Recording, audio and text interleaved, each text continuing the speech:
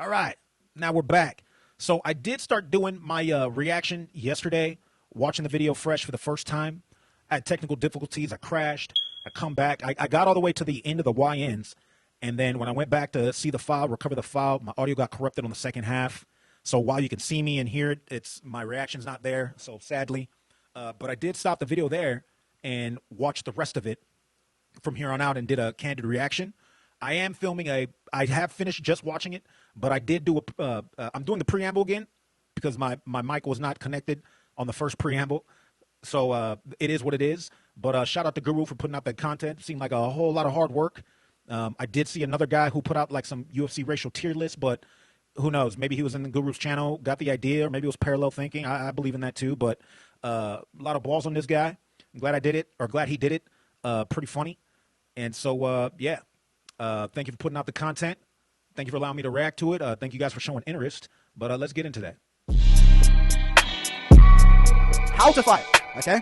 Now this is the game plan for the YN Alliance in terms of how they should go about doing things in the cage, basically. Start crazy fast, okay? You got to start crazy fast. This is the advantage. You go out there, you blitz and nervous, someone else, okay? Straight to work. McKinney has made a career out of this. Now he's either slimed out or he's slimed out someone. But typically when McKinney slimes out someone, it's in the first minute, and when they slime him out, if they're not Espan Ribovic, it's after they've survived the slime out. Okay? Start crazy fast. You get on them immediately, and you start throwing. Speed. Speed kills. They don't know what's... Kyle Nelson don't know what's fucking hitting with his little moustache. I was hoping to get going in round 2. And they're dead. Live on pay-per-view. Okay? Distance striking. We're using them limbs. Okay? Don't go full... Never go full Randy Brown, but mix it up a little bit, you know? We're low-kicking at range. We're going for the calf. We're jabbing and moving. We're keeping our distance. This is why they're pretty good at boxing, these lot. So I like this a lot, the distance striking. Every time... It always makes me think of, you know... For better or worse, whatever you think of John Jones, that high strike variance that he does, you don't know if he's going to elbow you, high kick you, low kick you, jab you, take you down, whatever. It's that unpredictability of I'm not just going in here against a boxer or whatever. It's you don't know what you're dealing with yet. You don't know what strikes. You don't know what to anticipate, and you can watch all the film that you want, but when you got the variance like that, you give a lot harder to read as opposed to say, this is not a neg or anything, but like if you watch, not to say you can handle him. But if you watch Justin Gaethje and you watch, the highlights and whatnot, you kind of, know what to expect from Justin Gaethje. Distance striking and with high variance of striking, you don't necessarily know. It's harder to read. It's harder to download. At least in the babyweight divisions these days. Distance striking until the KO presents. We saw this Paulo Costa Israel Adesanya, a perfect example. Adesanya's chopping him up at range. Paulo can't even get a glove on him. And then eventually, the opponent's going to be like, oh, well, I guess I've got to rush in. They're off. Lanky arm, 80-inch reach, swings around the corner, catches them on the chin. As they come in, blitzing forward, and boom. They're out cold in the first round. Disaster is struck. Threaten chokes. Got long arms. Chuck a guillotine. Now, this is actually a bit of a problem because guillotines are kind of out of meta. People have learned how to deal with the guillotines, okay? They've learned how to deal with the dash chokes and the anaconda chokes and all of these types of chokes. And the front chokes are quite crafty, to be honest. Everybody's defense has gotten much better. Everybody talks about it for weeks afterwards. And, like, if you see somebody completely outmatch someone else in a certain area, specifically wrestling or jiu-jitsu, then everybody's just like, why don't we see that coming? It's so easy. It is. But as a whole, across the whole sport, everybody's level's so much higher now that, yeah. To be honest with you, a lot of guys getting caught with them. But the guillotines have kind of gone out of fashion. But with long arms, you can get a stand-in, high elbow guillotine. You can catch him from different angles. Good for... Chandler's never going to get a fucking dash choke in his life with his little T-Rex arms. Okay? Let's just call it what it is. Jalen Turner, if you're shooting on a takedown, he's always got a chance latching up that neck, getting the arm around it, and cranking a guillotine. And then we're going to go into how to defeat. I'll use this, whatever way you want to use this. How to defeat these YNs in the Alliance. You're walking alone at night. No, joking. We're keeping it in the MMA cage. Watch out early. You're sweating in the locker room. Never throw hands in the first 30 seconds. You are not going to KO this guy in 30 seconds. You do not trade. I like the watch out early. Whether it's a YN turning the corner in a hoodie at midnight or a group of them, watch out early. Or if it's in the cage, watch out early. Early in the fight. We're not going for extended exchanges in the opening moment. We're distance checking. Paddy Pimblett against Bobby Green. We're keeping our range. We're low kicking with our chin up in the air. We're low kicking Bobby Green. We're waiting for him to make a mistake. Okay? So you got to watch out early a little bit. Grant Dawson. You could learn from this. I should be an MMA coach using this fundamental piece of information I'm going to dish out in today's video. Watch out early. Grant fucking Dawson. 3-minute crafty grin. Now this is, give or take, you can do this if you want, you don't have to. But the 3-minute crafty grin is going to tap into this. Okay? The emotional pride. Couple minutes in, give him a Reina Dorito. One of them. Gilbert Burns did this to Hamzat Chimaev. But after 3 minutes, if they've gone for a slime out and you're still standing, okay? Give him that Dober smirk. So I do. So we didn't get to hear him in this clip that I'm doing now, but I do like this. That's good general fighter knowledge or something to do in general, where let them know you've downloaded them. Hey, I see what you're doing. I see what you're trying to do, and it ain't working. And guess what? I'm about to drown you. Like, yeah, give them that crap. Yeah, like, hey, I'm still here, right? I'm still here with you. You about to, do the psychological warfare, psychological damage. You're in my world, friend. We're about to go into round 2. You know, and all that fastness and that sudden switch off ability. Now we're in a different game. Now it's about grinding out. Now it's about pushing you up against the cage, ripping the body a little bit. Nate Landwehr's coming on strong. This is the game, okay? David Onama. This is the type, we see these types of stereos. I don't even mean to say it that way. We see these stereotypes play out time and time again in the cage. And sometimes it just comes down to who you are, okay? And how it'll always be. High volume. Mix them up. Make Landwehr shit, okay? We're going to the body. We're landing volume against the cage. They didn't slam you out with the first shot. They ain't going to have the same amount of power in that second one as you're coming in. You've got to stay on them. Put them against the cage. Rip the body. Land to the head. We're moving. We're comboing up. And sure enough, you're going to be in the clear. Attack the legs. Gabriel Bonfim did it against Randy Brown. Chew up that calf. Chop it up. Slam the calf kick. Don't let him have that leg kick game. You got to play that game with him. Jan Blachowicz did this very well against Israel Adesanya. Alex Pereira went to the legs against Israel Adesanya big time and shut down that game. You can't let him do it, okay? Tall man grappling. Moicano did this against Jalen Turner. We're in on the hips. We're not trying to shoot double legs and single legs. We're in on the hips. We're spinning. We're dragging. We're getting them down. Far side wrist control. Because they're going to try and post on them long arms. Okay? Far side wrist control. Dagestani handcuff. We're going into mount. We're going into side control. Not side control. We're going into half guard. We're going into mount. These are the games we're playing. Okay? That's tall man grappling right there. And now we're going to move on to another group. Okay? Okay. So, world's fastest 1-minute KO ability. All arms and legs. Scrawny arms and legs. Like, these are, he's generalizing here, but, scrawny arms and legs, okay, if you look at a John Jones or Adesanya, okay, that holds true. But then, okay, let's look at a Daniel Cormier or once again a Buckley or even a Tyron Woodley. Like, there are stockier, builds, like a running back or something like this, right? So that's not always there. Pride in the confidence, high confidence. But then if you start damaging their confidence or whatever, some of them get emotional. I'll agree, but this is sort of generalized with fighters, I would say. Some stronger mentally than others. The visible damage exploit is really funny. The street merchant aura is funny. Fatherless debuff and nose build buff. You can tell he's really cooking there. That's all really funny stuff. Like I said already with the Rogan Glaze advantage, he tries not to be biased or partial, but it shines through. You can hear in the tone, and you can hear by how they're painting the picture that we're all watching, right? Like you guys all seen it. I don't have to tell you. Low key Chinny for real. I don't. That's fighter to fighter again, but you can sort of generalize and maybe if there were some examples there. And then walkout merchants, high aura. You know what they say, YNs, old ins, all got swag, all walk with swag. There's just a certain walk. Everybody knows about this, generalized. But yeah, so all in all, pretty funny. I wish this was the original candid take, but now let's get into the material that I have not seen. Let's move all of it out of the way just so you get a full glimpse of what we've gone through. Now we're going to move on to another group. Thank God, 38 minutes. Okay. The boys and girls. Okay? It's 40 minutes to do the setup, and then we're down with one group so far. All right, so we got a. Is that even? I don't know if that photo of Patty Pimblett is photoshopped or not. It's hard to. What's real anymore in this world, right? That the do-rag looks photoshopped on Sean Strickland, but I could be wrong. And then that's got to be a Photoshop Patty. I don't know if these ever got that big, but either way, meme culture, whatever. Never know if anything's real anymore. The boys. You know the boys. We're a real niche group, but we span across a few countries for reasons I'm not going to delve into because it makes us look bad. Okay? But the game was the game a couple thousand years ago, or a couple hundred years ago, so we're all over the place. But for this video, we are one. Okay? Let's get into the analysis here. Paddy Pimblett, Sean Strickland are the representatives. Paddy Pimblett's fucking face. World's strongest. Hey! We two can play this game. You have this repertoire. We're some strong cunts. That's the truth. Grip strength is another game that we're going to get into soon when it comes to the caucus fighters. But I'm so I would have given that to the Caucasus Mountain guys, not necessarily the Great Britain boys. But okay, let's go. Strongest. We got some big strong moves. Chandler standing up in round 5 with Oliveira on his back. We got some real tarred, weird strength. Let's just get into it like that. Weird strength. Pretty strong cunts we are. We got gingers. We're going to get into gingers are stronger than regular people. That's the truth. A lot of people don't like to admit it, but I'm going to get into gingers soon. No one's going to believe this, but I'm technically a ginger. When I was born, I'm still in Auburn now, but I had red hair. It darkened up over time. I'm what do you want to? I'm the black sheep on both sides of the family, so to speak. Yeah, you can't really see the red Auburn tinge in my hair here. In the sun, though, or at the beach or something, you'll see it. But yeah, I'm a ginger lover myself. Pause. Well, any female viewers, what is now? Well, strongest. We're some strong guys. We're going to hoist you up. Take you down, big strong moves. Not the fastest, but still quite fast. Okay, second place ain't fucking last. All right. There's a lot that we're still faster than, so we're still quite fast. Okay. Well-rounded. Okay, well-rounded. What the fuck?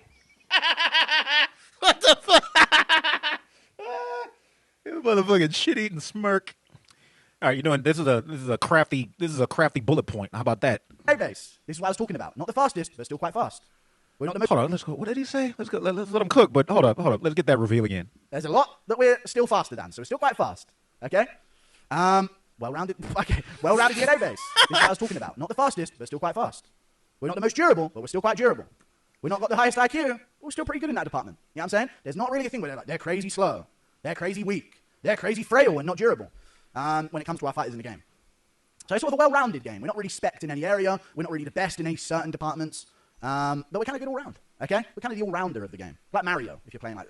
So they call that a generalist or a journeyman, but the journeyman has bad connotations in fighting. Well-rounded, like multi-purpose skill set.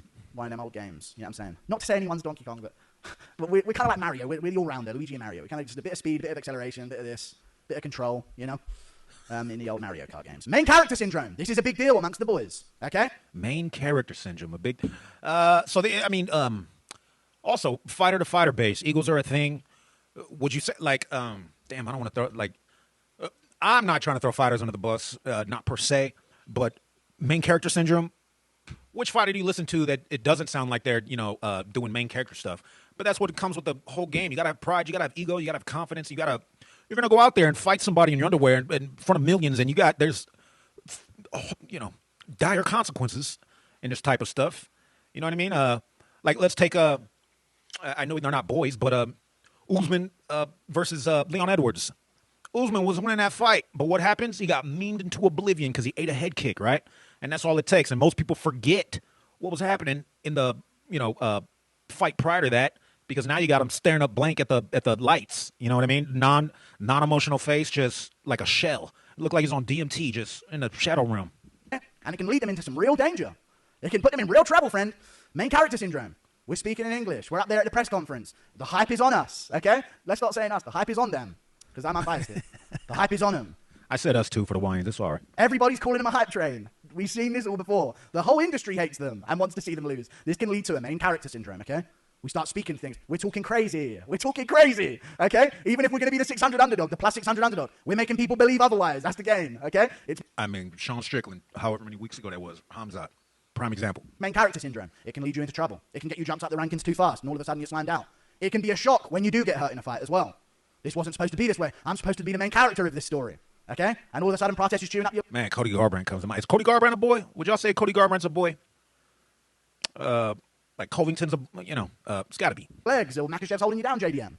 The main character syndrome can come crumbling down, and when it happens in front of the live audience, it can be a devastating loss. Okay? Plot armor. Drickers do fucking Plessis. Paddy Pimlet. Goof... Plot armor. Fucking goobers. These guys are goofy. Why are they there? The technique is crazy. The technique doesn't make any sense. How is this guy fighting for a world title? Sean Strickland. How's he doing all of this with a jab and a teep? It's fucking plot armor. That's just the game we play. Okay? You know what? I got... let's go back to that reveal again. I got something. Down, JDM. The main character syndrome can come crumbling down, and when it happens in front of the live audience, it can be a devastating loss. Okay? Plot armor. Drickers do fucking Plessis. The plot armor thing, I think there's something to be said about public opinion and clout and sway on the internet. And I truly believe that I think every fighter watches all these channels too, meme channels, etc. They probably block and have had enough or seen enough certain areas they don't watch anymore, but they all saw it at one point in time.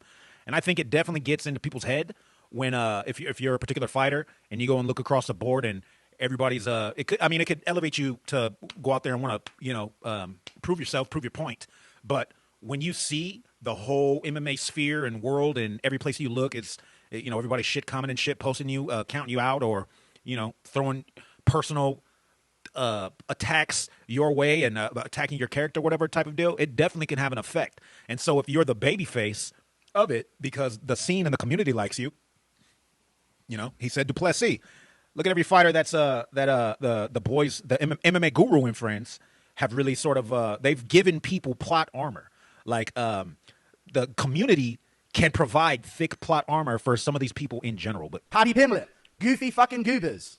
These guys are goofy. Why are they there? The technique is crazy.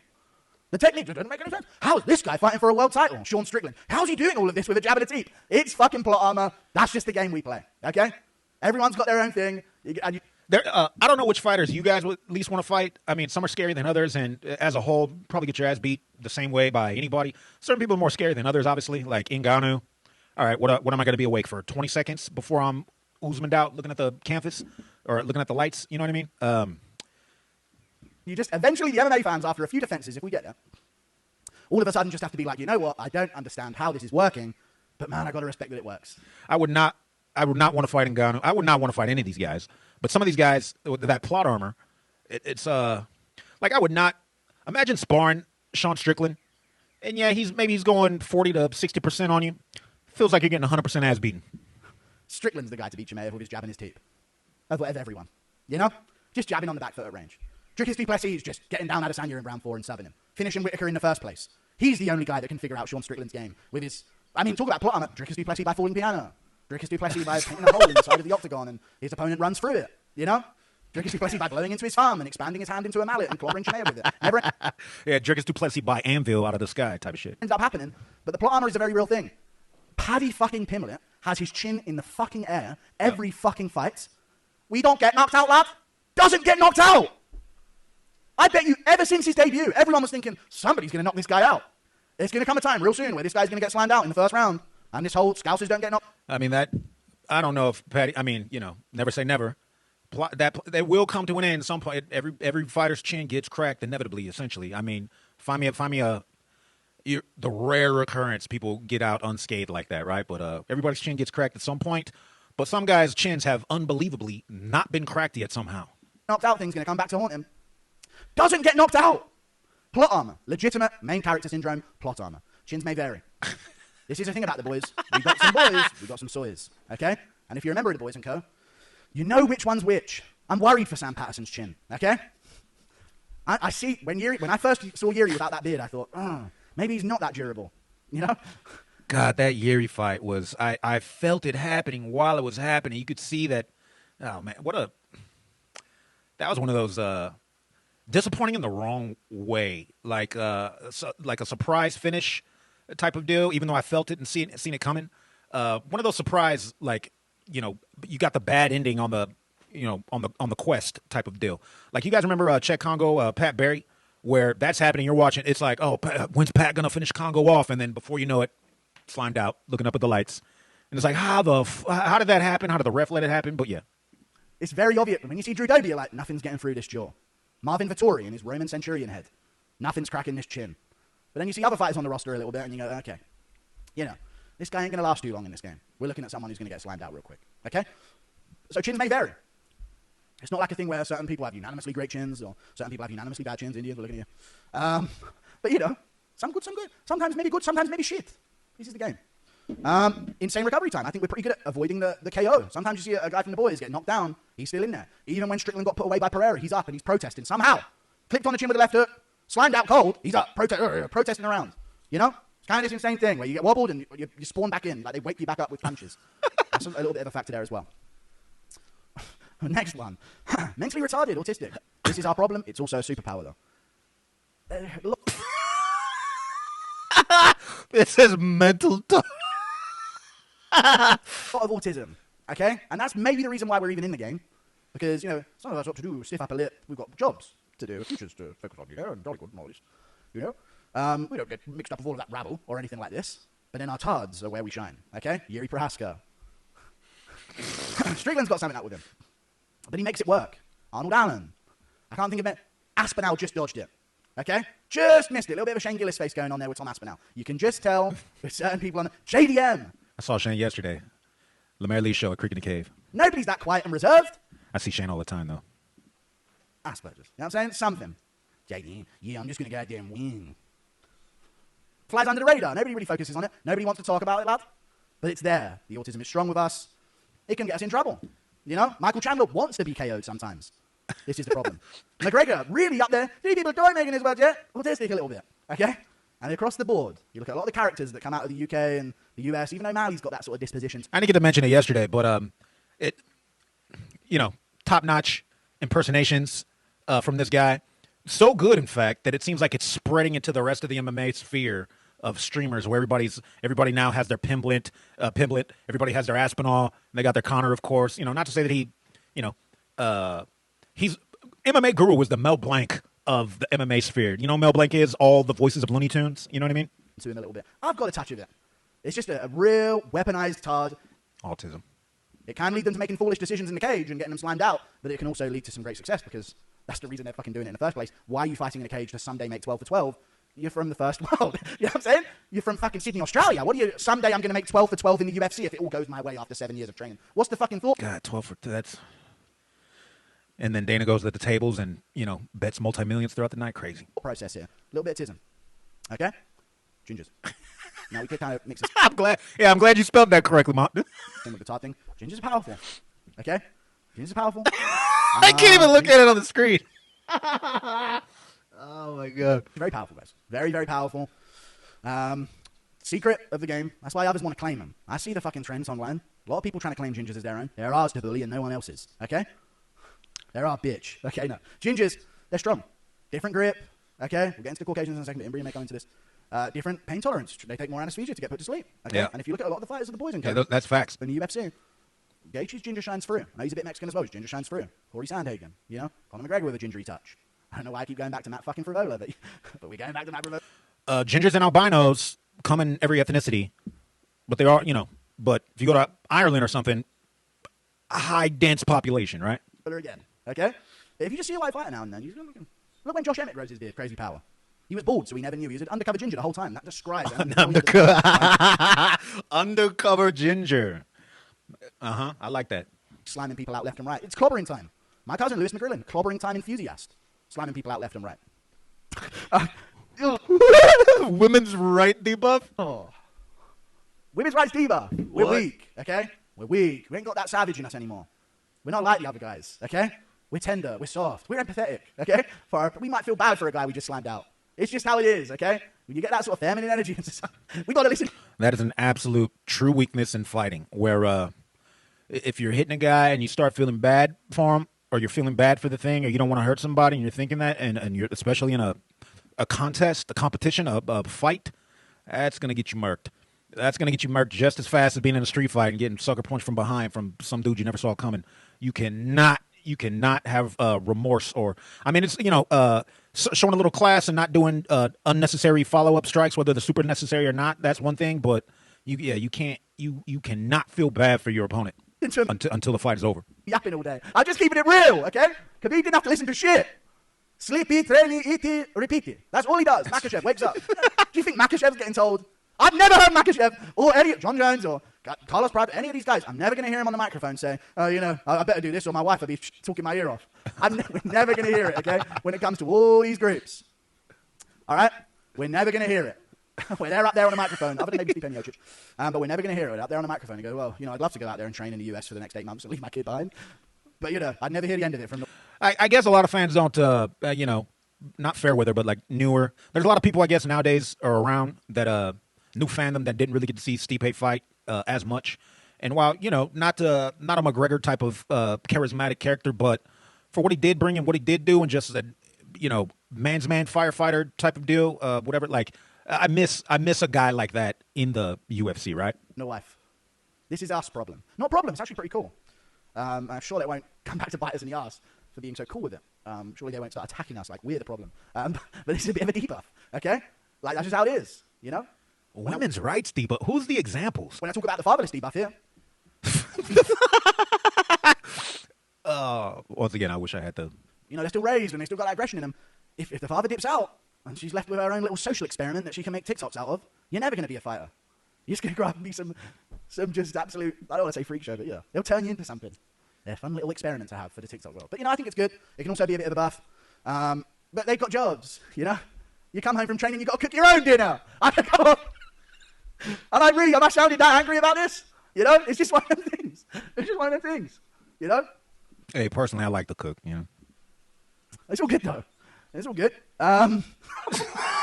You know what I mean? You know, gay humor amongst the Caucasoid community or whatever. It's just a part of the. It's a part of the. You know, it's like the locker room fraternity thing y'all got going on. Doesn't quite go as well over in the maybe new age YNs is a thing, but previous YNs, boy, that'll get you murked. Made this a couple days ago, and I did not remember half the things I was putting in there. But yay, got a lot of gays. They're not in the game. Okay, Got a lot of gays. When we talk about places that just aren't in the game right now, they're not in the game. Other than John Jones, who's bottling it up. I was like, rage is raging. One of the last people on the planet I want to fight. Here you I am, and it builds up inside him, and eventually, Isn't it more scary? Doesn't that make him more scary? Like he'll bring your chick, he'll bang you, he'll choke either one of you out, he'll do a hit and run, no offense. He can't take it anymore, and he lets it out on poor Alexander Gustafsson. It's the game. It's the game. Also, when the guys debuff is the thing, now they've gotten, they don't want to make more of us. So this is our last stand or two on the earth, and these last two sort of play into that, where it's kind of like we're running out. Okay. So whether we like it or not, some of these guys are going to be in the game because they're going to be the only people left in the fucking game in about 200 years. Okay, so let's lock in. It's all good though. Personally, I think it's a good thing for everybody to. That's how you get superhumans, in my opinion. You take all these slight genetic variations that happen. What do you call it? Genetic expressions from every ethnicity. Because first off, if you know me, I don't believe in race. But ethnicity is real, and gene expression is a real thing too, right? I think a lot of people, when I don't want to speak out of turn or for them, but sometimes when you hear people talk about race, it's almost like a separate species type of thing, and that's not the deal. Like it's not like we produce sterile offspring or whatever. Like no, we just keep creating more Homo sapiens in different hues, different shades of wheat. Then we got visible damage buff. We mark up easy. We take damage easy. This is a big part of the problems with this class. This is, I mean, like no cap. This is, I bet a lot of fighters, fighters from previously ancient Caucasus regions have lost fights because of the visible damage debuff. That is, people don't talk about that, but what are you going to do? I don't want to say class. But you know what I mean? Like in a video game, you would pick your classes, tank or this, or, speedster, mage. Visible damage debuff. Visible damage debuff. You punch him, they cut, blood streaking all over him, it stands out, dynamic against the skin, swelling, calves show up red immediately, bruising is showing up immediately. If you're that pale, if you've got that ginger in you, your whole body's going to be red and cut up, and all of this is going to be visible, okay? And your cheek's going to be swelling up a little bit, and your lips are all puffed up because they're not already.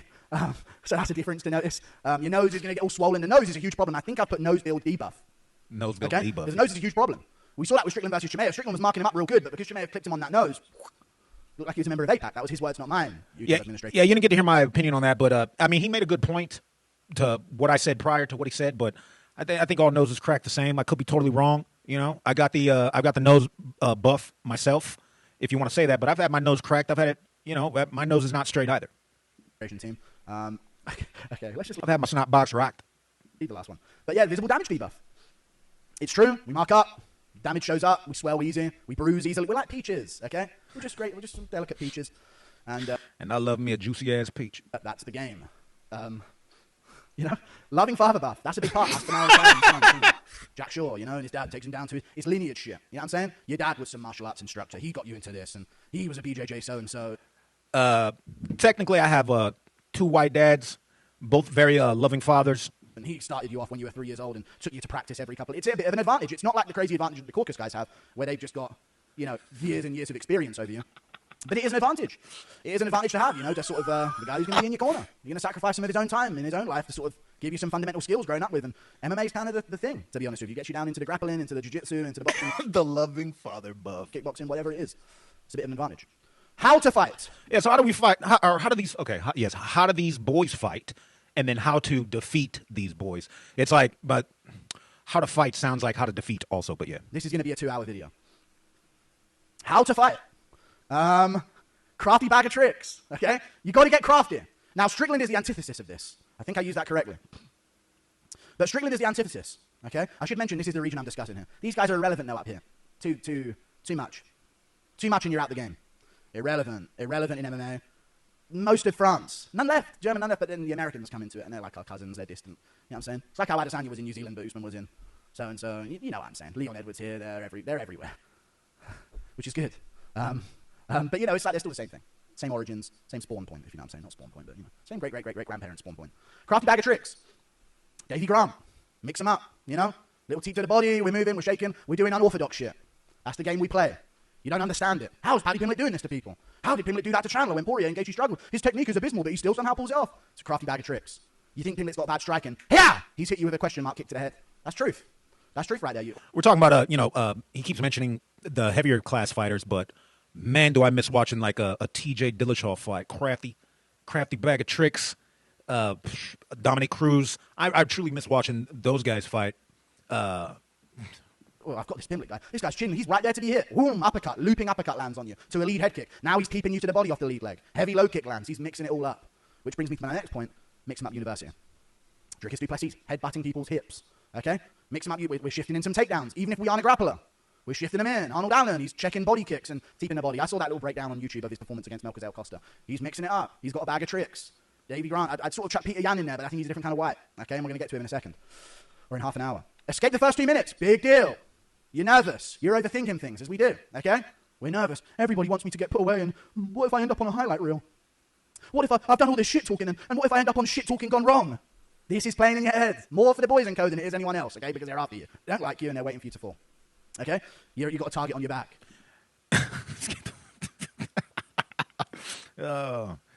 Women's rights debuff and gay. Don't get slimed down in the first 2 minutes. You sit here and it's time to back up all that talk you've been doing. This is a boys' classic. This is the boys in code classic, dude. Sitting there backstage. Oh, shit. I started a fucking race war in the build-up of this fight. Now it's time to back it up. You know, that's like the tense, the sweats, the nerves are coming out. It's the big moment. I don't know how the fuck. I've lived through a couple actual race wars, guys. McGregor did it and composed himself because he was a first 2 minutes line-out KO guy himself.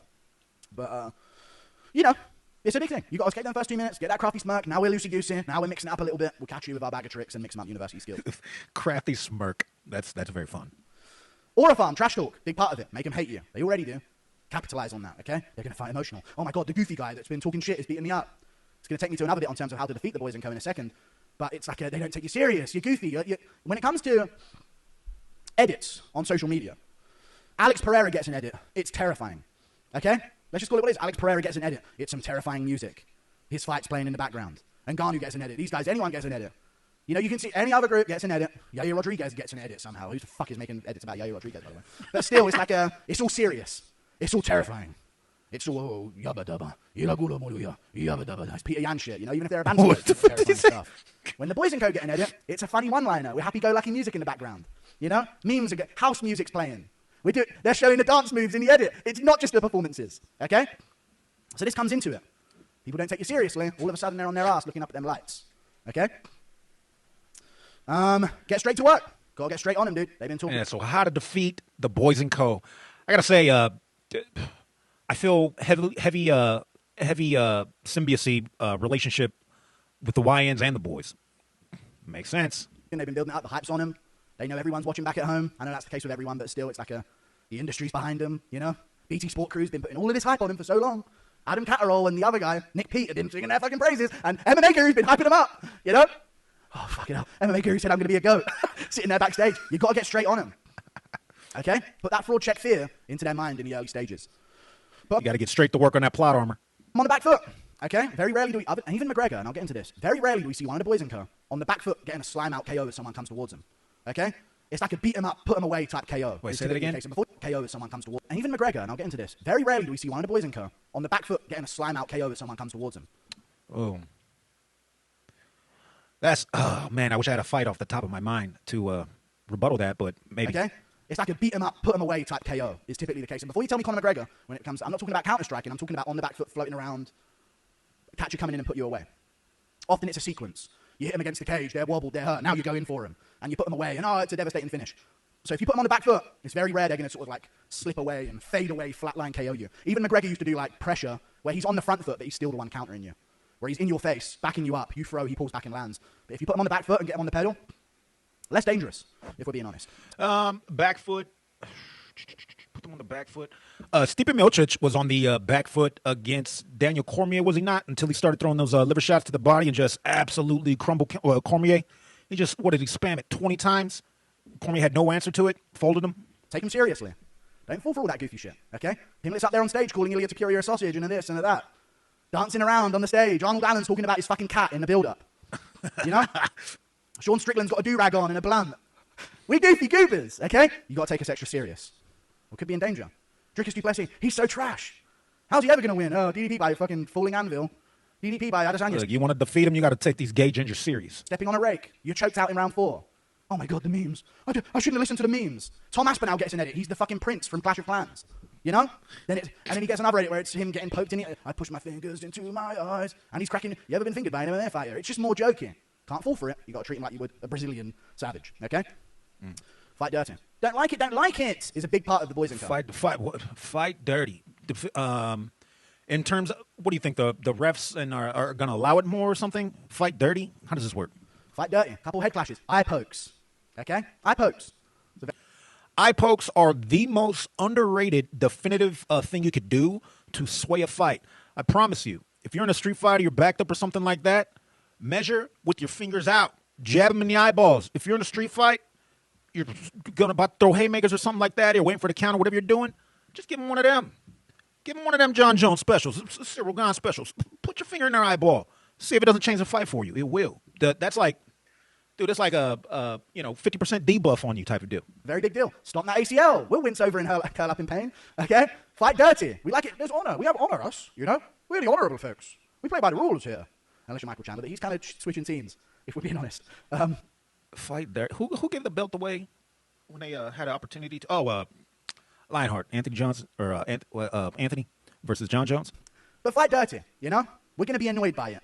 The dishonorable activity is going to, you know? I can't fucking see anything, mate. He's poked me in my eyes, lad. You know, like it's a recurring thing. Stomp Till's ACL. He'll complain about it. Now, there's a question. Is Lionheart a part of the boys? It's got to be American, right? Would, like, Masvidal be a part of the boys? Like, I wish there was almost like a roster list. Like, let me see the org chart for each one of these groups. 5 years.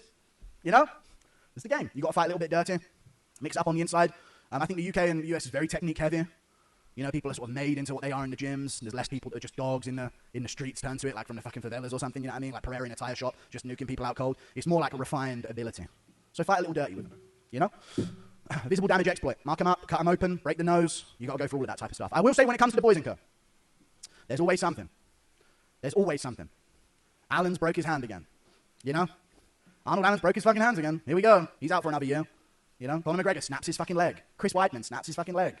Paddy Pimblett blinded in his eyes, poked out by Gaethje in the fight.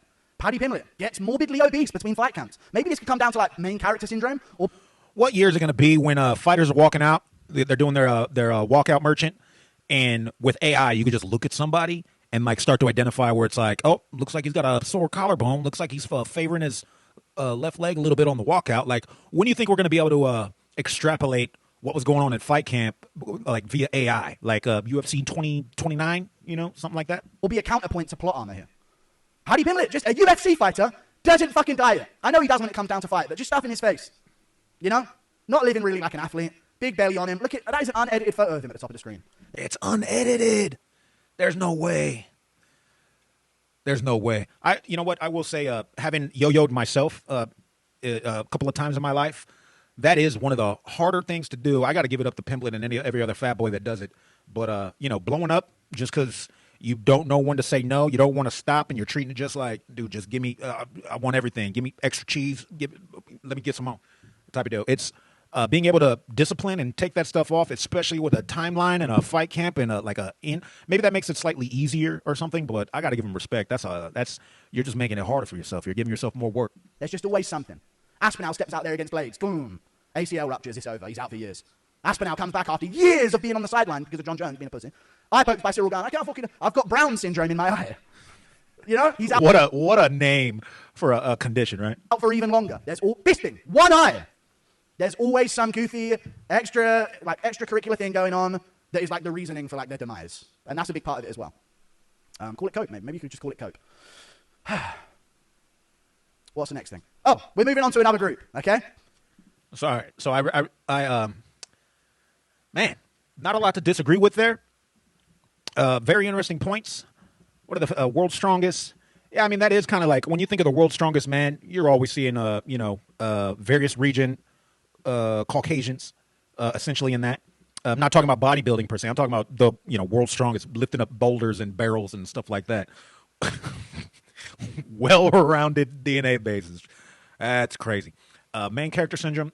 That's kind of a fighter to fighter thing. I think my point stands about the plot armor. Chins may vary. That could be a generalized thing too. Insane recovery time. I don't want to disagree. I just wish I had examples at the top of my mind where I could think of someone that seems like they were tired and then they weren't all of a sudden. Because yeah, mental tired. Those are all fun. No, yeah, I do agree in general with the whole boys and the YN so far. Let's go. What's the next thing? Oh, we're moving on to another group, okay? The Chicanos, man. As you can see at the top of the screen, I've got Canelo Alvarez. And so we got one flag. We got the American flag only? Abner from 60 Days In, I think. Or I mean the Mexican flag only? Really good example of the Chicanos. He's the enforcer. I'm the enforcer in the pod. He was talking with the woods. I love Abner from 60 Days In. So he's going to represent the Chicanos alongside Canelo Alvarez, which this is. So the Chicanos, let's get into the analysis, okay? I remember this one. World's best chin. Round of applause. Okay, the compliments are early. Yep, that's wow. That is true. The compliments are early. World's best chins. These guys have got some fucking chins on them. Okay? Don't know why. Don't know what the science is. I don't know the reasoning for it. Okay? But these guys can take a fucking punch. It's all the extra machismo throughout life, and like your mother. Hispanics all have extremely loving, loyal mothers, grandmothers, and stuff like that. And maybe there's like a thing in their psyche where it's like, I can't let abuelita see me go down. I can't let mi madre see me. You know what I mean? There's something there. Yes. Real shit. Boxing has proven this over the years as well. These guys just got some granite chins on them, man. Real granite chins. Amazing. Durability to the jaw. They're not chinning. Very rarely. Sometimes they will be slammed out. Listen, they're human. You can be slammed out. You can get beaten up or whatever. I might even include like Vera. Marlon Vera is Mexican, if we're being real. You know, these guys have got some great chins. Diego Lopez, I swear, was Brazilian that moved to Mexico. And because of that, he got a great chin. It must be something in the air in Mexico. What are you putting in them tacos? Okay? What's the secret? Because we need to share that around the rest of the world. The Indians could do with that. Okay? But they might become a threat in the game. World's best chins. These guys are tanks. They're durable. But I almost feel like that their great chins is the thing that keeps them in the fight. It keeps them in the combat sport world. Because over 5'10" debuff is a real thing. Not baby weight merchants, but mid-weight merchants these days. Not baby weight merchants, but what do you say, mid-weight merchants? 5'10" debuff is a real thing. Not baby weight merchants, but mid-weight merchants, these guys. I've never seen a Mexican, I don't think Reyes is one. But even he's built like Crash Bandicoot. It's like his limbs were like, we're supposed to be 5'2". Even though I have seen them, in terms of like, 6'4", 6'5", like true Mexicans, like, I mean, I'm in Texas. So, they exist in San Antonio and Austin and stuff like that. But I would say it's a little, I don't want to say it's rarer because I've seen them. But it's like you're seeing them about as often as you're seeing like a Yao Ming type of thing too. Like, do they come buffed over 5'10"? Yeah, it happens. But as a whole, 5'9". When it comes to looking at his legs and his arms, because he's all torso. I'm sure they stretched him in a lab to become the guy to beat John Jones, only to be brutally robbed, But over 5'10" debuff. Once a Mexican goes over 5'10", saggy, blobby. Oh, okay. Andy Ruiz, Cain Velasquez. You can use that stuff to your advantage. You've still got a great chin. You can push a decent pace. But you blob max after about 5'10", 5'11". Rare to see one over 6 foot. And this, of course, leaves them out of the heavyweight divisions of the sport. Okay? Which is something that, the Boys & Co. and the YN Alliance, that's kind of those are our divisions. We're the big boys. Where, even though the YN Alliance aren't as big, on average, they get big well. Where even when they don't turn into blobs over 6'4". And the Boys & Co. are quite similar in that regard. Okay? Over 5'10" debuff. Very real thing. You see these guys in the featherweight division unranked area, the lightweight division unranked area, but not too much other than that. Cardio merchants. Big on the cardio. Watch out in those later rounds. You find Marlon Vera, you best be able to do whatever you want to do to him for about fucking 15 minutes.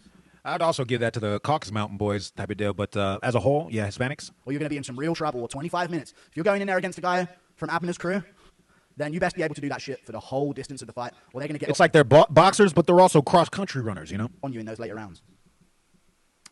Weak to... I didn't have to be harsh with it. Weak to flabby belly. True. Very true. Can Mexicans have abs? This is a big myth that we're looking to get busted. Who knows? The verdict is still out there. Can they have abs? Because I see a lot of 5'9", 135-pound Mexicans, not an abdominal muscle in sight, just a sleet, a layer of flabby sleet sags over the top of their midsection. And we see this with Anthony Hernandez. This is why the Mexican, they call it this. When you have a bit of flabby belly and you're a bit skinny fat, they call it fluffy. And that's derived from a Mexican nickname for chubby kids.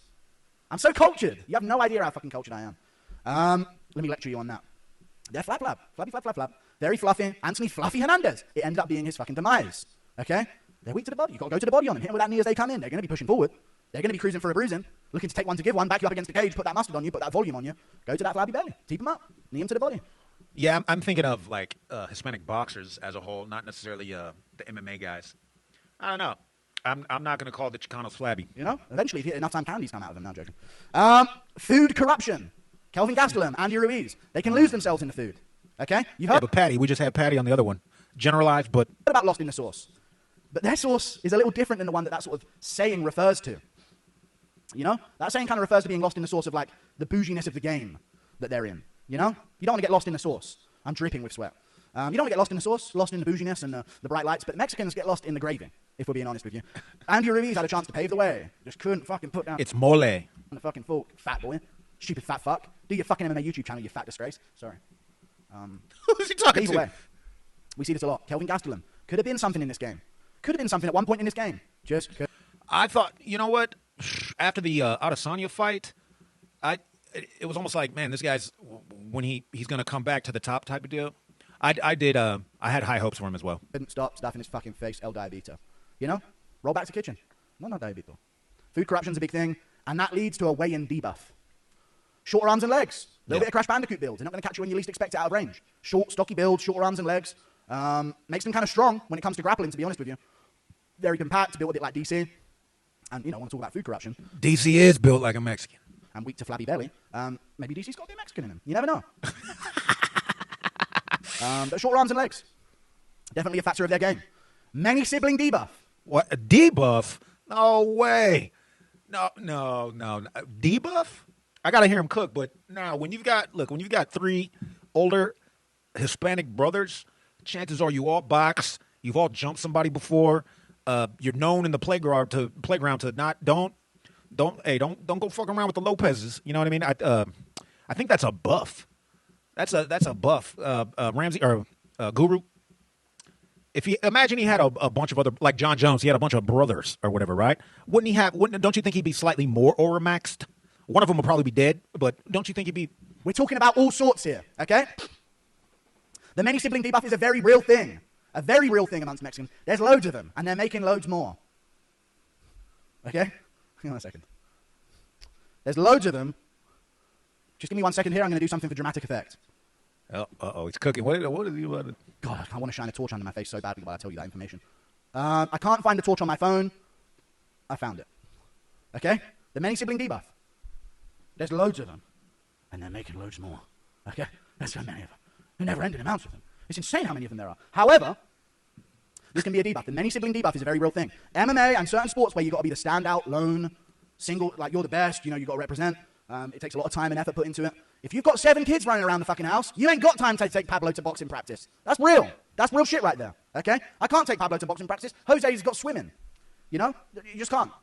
You're not that the solo child is like almost a great base for MMA because their parents are going to take him here and drive them over here and they go to this gym and now they're going to that gym. And I agree with that if it was the Boys & Co. with the loving father buff, but I think Hispanic culture, I've seen entire families run soccer teams and stuff like that. Like if it's I keep wanting to think Brendan Schaub is Mexican, but he's not. But like stuff like that where you got like the father coach and whatnot.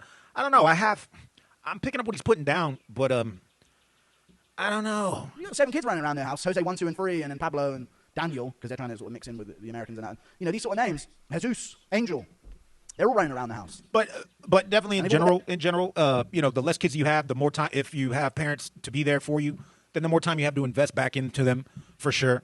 But once you got 7, and then in the Hispanic family, if the 7th born is the boy, well, he's the prince of the whole family. The eldest and the youngest are all of a sudden the prince and king of the whole family lineage, and everybody else in between, in the middle, maybe it's a debuff if you're the middle child. But if you're the firstborn or the lastborn in a Hispanic family, I think that's a buff. Their own extracurricular activities.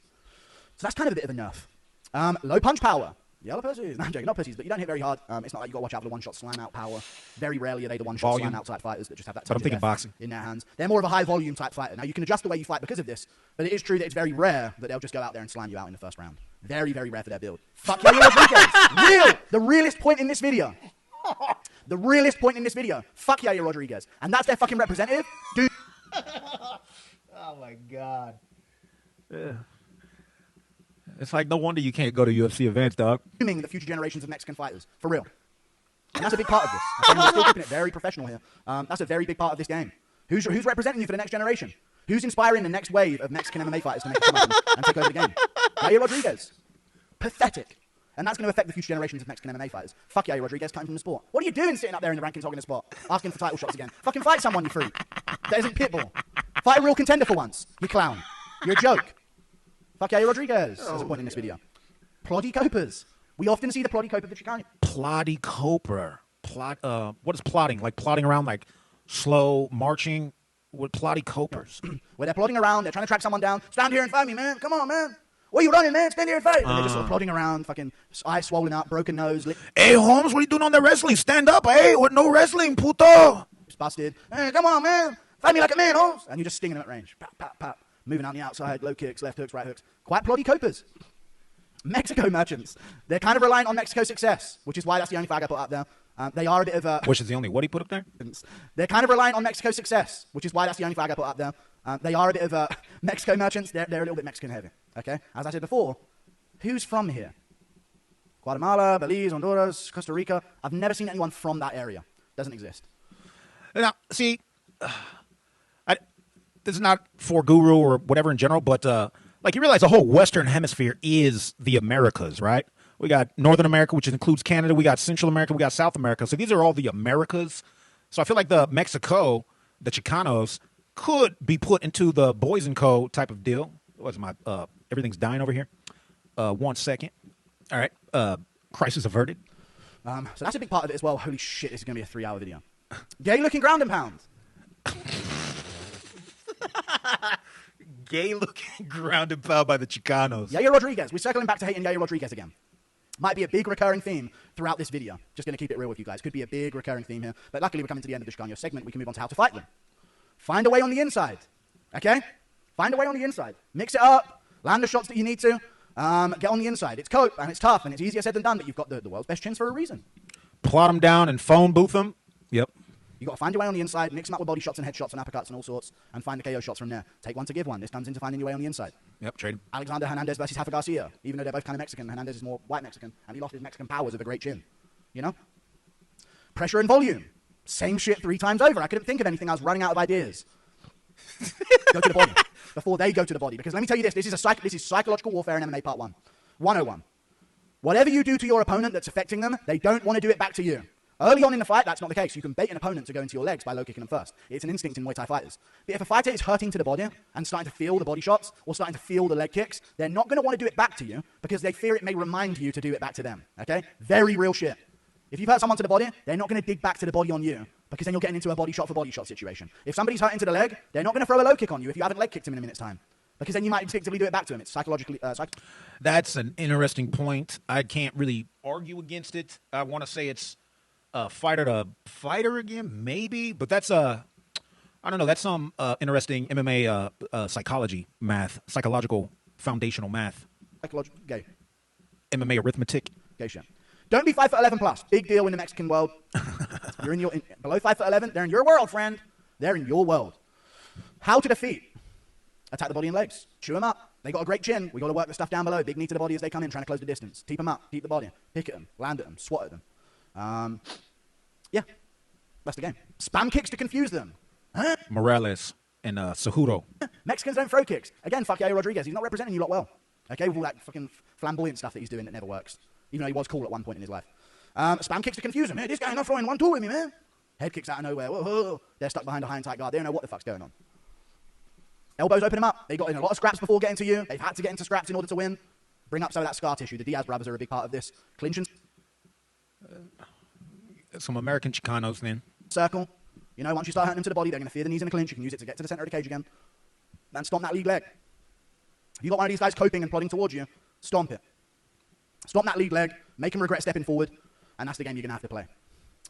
The Cousin Mountains. All right, so the Chicanos. Let's go back and look real quick. World's best chins, 5'10" debuff. Cardio merchants, weak to the flabby belly. They've got food corruption, shorter arms and legs, many sibling debuff. So that one I feel is controversial for me. Like I said before, low power punch that we're talking. See, I'm half thinking for whatever. Yeah, when I think of Chicano or Mexican fighters, I think of almost boxers exclusively. So maybe I'm probably not as versed in the Chicano game of MMA, I will say, just because the boxers come to mind first type of deal. It'd probably be a slightly, of course, it would be different. It's a different sport, but I'd like to hear how to defeat them and how to fight in a boxing. Make them regret stepping forward. Queensbury. And that's the game you're going to have to play. Okay. The Cousin Mountains. The Cousin Mountains. Oh, boy. I feel like I need to brace myself for this one. Look, he's got the crafty smirk. He's going crafty on us. This is a big part. This is a big part of this. 1-4-F. Okay, that's the end of the sentences. I don't even know what sentences these were, and how it ended in the number 4. But the Cousin Mountains, dude. These are probably up there. They're probably the best that we're going to see today. Just a spoiler alert. I will say, when I said previously, I like that this is like half prepared, half improv. What he's doing right now, like stream of consciousness, very lucid. It does remind me of stand-up. I don't know how, you put together your bullet point. In order to be short with yourself, you should have bullet points so that you know, like, oh, here's okay, let me touch this topic. Let me brace on this. So nothing that he has is like, a pre-written paragraph that he's going to spout. He's looking at the thing for the reminder and then grabbing it from his brain in real time and then divulging all the information type of deal. This is a talent. Like, this is a skill to be able to do this at a high level. Like, oh, here's my bullet point. Perfect. Let me here's my 5 minutes of talking points or whatever it is. Before we start ranking these guys, but they're the best of the best. Represented by, as you can see, Ilya Tapiri, Arman Sarukian, Islam Makhachev, just going about their day-to-day lives. They're cousins. They all look at Hills of Eyes is based off of that region, and they've taken over the game. This is the new build. The reason why I didn't want to do this to be entirely historical, because otherwise it would just be American fighters, because no one else was doing MMA. But now the world is involved in MMA. Now is the right time to sort of break down who's the best. Because otherwise it'd be fucking unfair. Analysis for the Cousin Mountains. Crazy grip strength. I've felt Arman Sarukian's grip strength. It's not a joke. Okay. What a wild world this is. I saw that. This guy was in the fucking ring with Arman on less than 2 weeks' notice. Okay. I got held hostage as a kid when I was by a kid with Down syndrome. And this is a real story. Kid with Down syndrome held me hostage in Devon. Now, if you're, or was it Cornwall? It was on the border of Devon and Cornwall. Now, if you're from the UK and you heard that there was a kid with Down syndrome and I told you they were from Cornwall or Devon, no surprises. Okay. There's a lot of them. It's their HQ, to say the least. Crazy grip strength. Felt it back then, felt it now. And Arman Sarukian's got a crazy grip strength on him. There just seems to be these fighters, and especially when it comes to the Dagestanis when it comes to this, where if you weren't getting about and your parents weren't traveling much before they met each other, to say the least, generation upon generation, once you get that vice grip around the wrist, it's hard to shake them off. Very hard to shake them off, dude. Once they get that body lock and they've got their own wrists clamped to their hands, from their hands, clamping their wrists, hard to get them off that body lock. That's where the crafty elbows to the fore. I do got to say, I have an immense amount of respect for the Cousin Mountains fraction. Having used to wrestle and do jiu-jitsu, Sambo is the way, like, people, it's maybe it's due to Guru that people are more calling into question the merits of jiu-jitsu, but Sambo I've always thought is like a cut above, right? Because it's like, can't get you in the position that I want? Well, let me just give you a couple of body shots and elbows on the ground and force you in that position, which doesn't happen in jiu-jitsu, right? Like, yeah, you can muscle and kind of like slap or a little roughhouse to get in a position, but when it's Sambo, it's like, all right, well, let me just strike you in a position type of deal. That's a different game. So, forearm coming to play. We may get into that in a second. Child Sambo wrestling. Yep. Okay, they've been doing this shit for a long time. Part of their culture. Big part of their culture to grapple. Okay, and that goes for a lot of other places on earth. But when it comes to Sambo, mixing it up, striking as well, and just their way of wrestling, it's perfectly ideal for transitioning into MMA. And they've been doing it since they were toddlers. Yes. Okay, crazy. A lot of the Western fighters that we see, they get into things at 19, they get into things at 18, 17. Or they pick it up at 12, and that's early. I was really early into the game. I started doing it when I was 10. These guys have been doing it since they were toddlers, and they've been nurtured and grown into fighters, and that's what's happening here. That's what we're seeing here. Ilya starts with Greco-Roman wrestling. Arman Sarukian started off with wrestling, freestyle wrestling and folk-style wrestling as well, I believe. Sambo involved here. Makhachev started off with Sambo, combat Sambo. Massively into that from a young age. Short-ass arms. This helps with the body lock. It helps with the body lock. It helps with a lot of squeeze-based subs, arm triangles and things like this, but they don't want you to have too much room. Once again, I wish I had the org chart and then, like, be able to see their stats of, like, I want to see the outliers. Like, okay, if we're saying the Cousin Mountains have short arms in general, or whatever we said about the Chicanos, I'd like to see, but who's the outlier on that list, right? Like, that would require a lot more effort and perhaps an app or AI or something like this, but I would like to see here's a prime example of, here's our short arm cases, here's the outliers of this, etc. To escape certain positions, but this also can leave him a little bit vulnerable on the feet. Makhachev bolts in with his weak right hand, gets slammed out by Adriano Martins. Okay? Arman Sarukian caught by Joaquin Silva this way. Ilya Tapiri, Jai Herbert was stinging him up on the outside. The short arms are actually a big deal in their community. Thank God they're not 6'4". Harsh living conditions. Now, a lot of people on this list are going to have harsh living conditions. You go some places in London and stuff at this point. Some people in the UK are from Birmingham, you know? Real shitholes. Not like these other guys like from the favela thinking they had it rough. But harsh living conditions. And what I mean by that is, listen, everybody... I call it old world, maybe, living conditions, right? But yeah, these are war-torn countries and stuff like that. Yeah. Around the world has got harsh living conditions. You know, the Brazilians, this, and all these groups that we're going to go into. But when you grow up at altitude, your body naturally produces EPO. Did you know that? That's the truth. When you grow up in these altitude-heavy environments, where you're up on a fucking mountain or you're at elevation, you naturally produce more erythropoietin, which is what TJ popped for. Okay? Which is why... Yeah, so they have a natural hyperbolic EPO chamber in the mountains. A lot of fighters, when they want to get ready to do more cardio and increase their red blood cell count, will go into one of those tents and increase the altitude and sleep with that lower level of oxygen and train their body to produce more red blood cells to account for the oxygen. So that definitely comes into things. Okay? It can also sort of change the way your body digests food and how it harvests food for nutrients, make it more effective in that way because your appetite is lowered and you have a higher metabolism. A lot of this comes into play when it comes to being at altitude. You can look Man, that's crazy. They train in the hyperbolic altitude EPO chamber up here. That's a good point. Altitude natural EPO. We've just been over this. Inactive AF, yo. What's the fucking big deal? Dude, true words have not yet to be spoken. That what's with this one fight a year type of shit? And I get it as you get further in the game, your name's worth more, and so losses are worth more type of deal, and preserving your win-loss streak or your path to greatness is an important thing.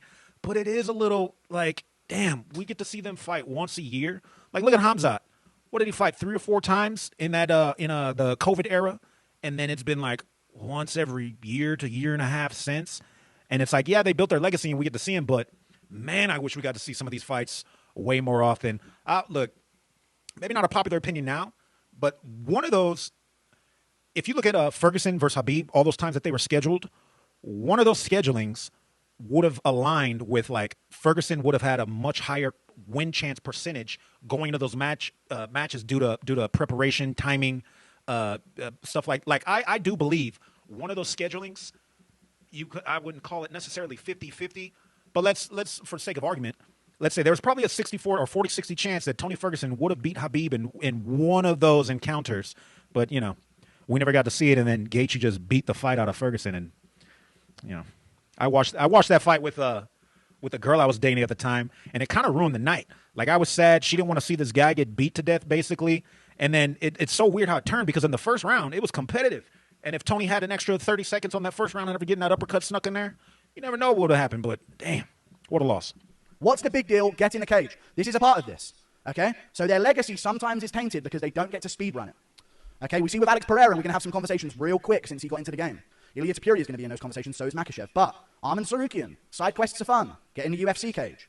Makhachev, still no announcement. Still no announcement. Ilya Tapuri wins by first round KO over Oliveira in what, September? Last year, we only just got him back. Very inactive in general.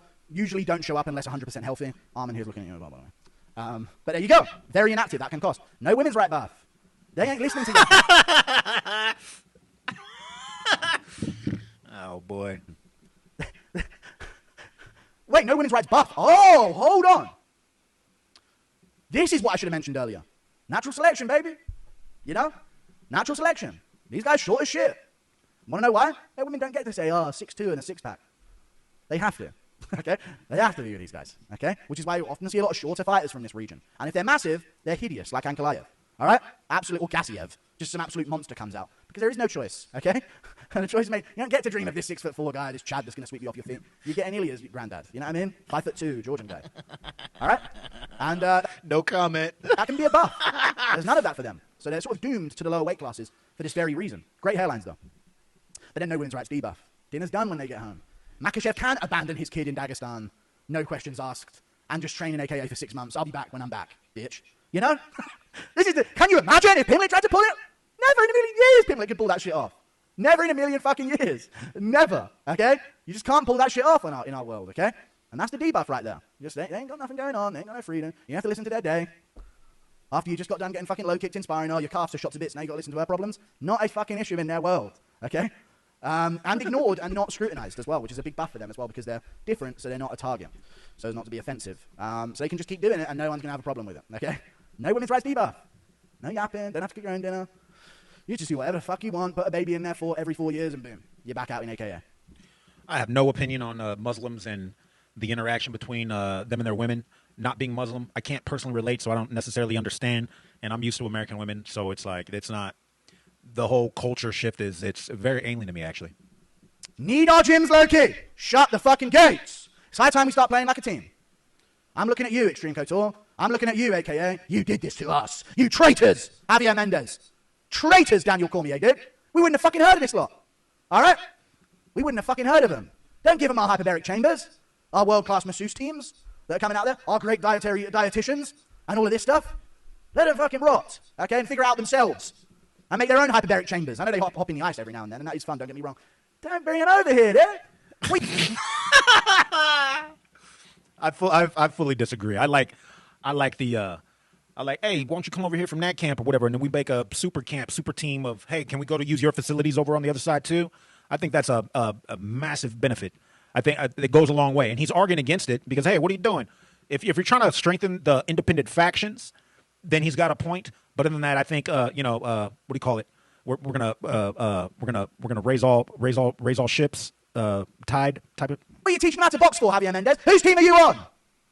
Need our gyms low-key. And this could go for the That's very California correctional facility type of behavior. Like, hey, stay away from them.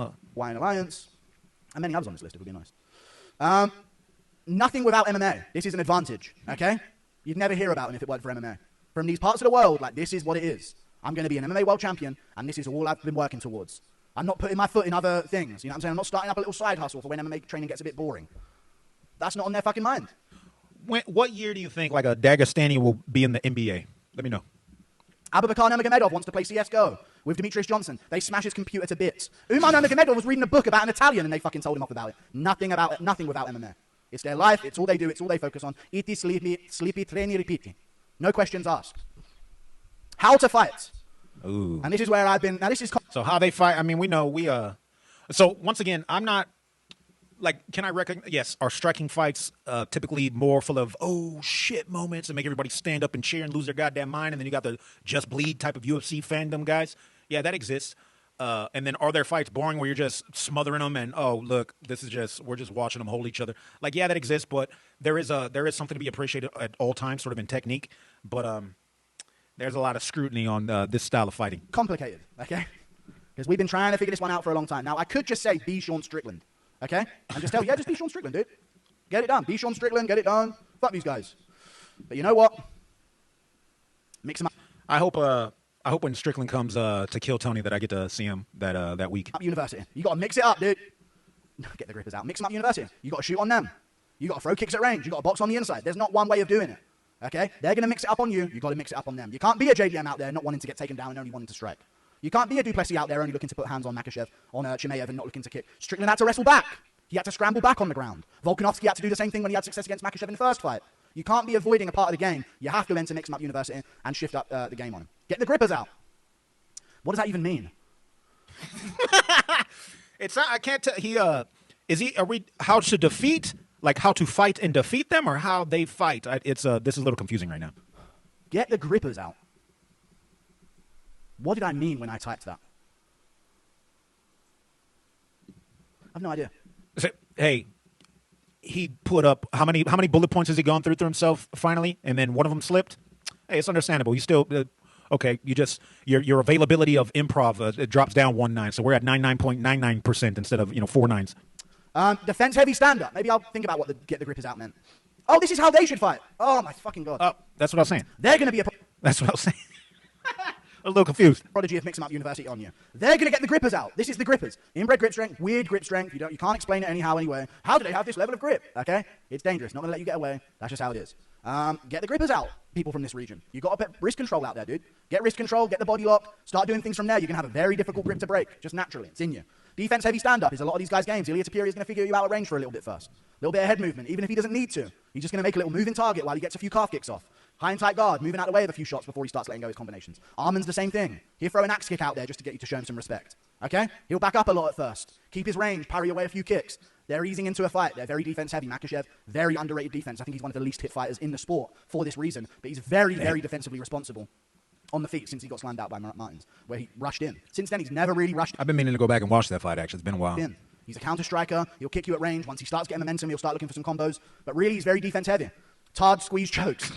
Von Flue choke. Arm triangle. Kimuras. Things where you got to wrench and squeeze. That's this guy's game. Okay? These guys' games. How to defeat. I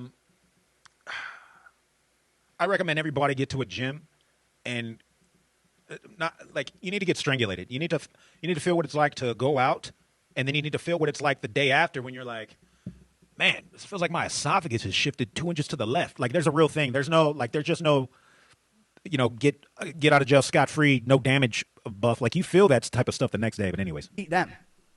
Hustlers University. Okay, you're broke. He fell off. How crazy the fall off of Andrew Tate was. Hustlers University, dude, you got to hustle. Strickland, Volkanovski, anybody who's had success against these guys, you got to hustle your fucking ass off. You got to be in their face, making them work, making them go for it the whole time, because a lot of their moves comes from squeezing and gripping and dragging and a lot of big moves. Why did Andrew Tate take that fight? Because they have to do. They have to wrestle heavy.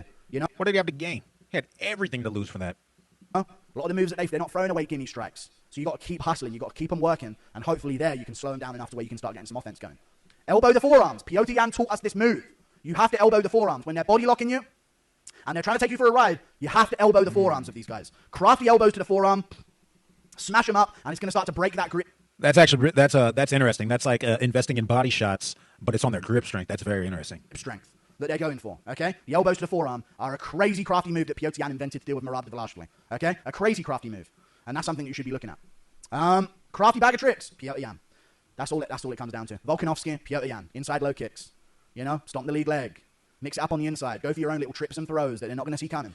I was worried about Jan because what was the whole thing? Oh, illegal strike versus Aljamain, and then Jermaine became the champ, and then Jan went on a slide after that, which I did not see coming.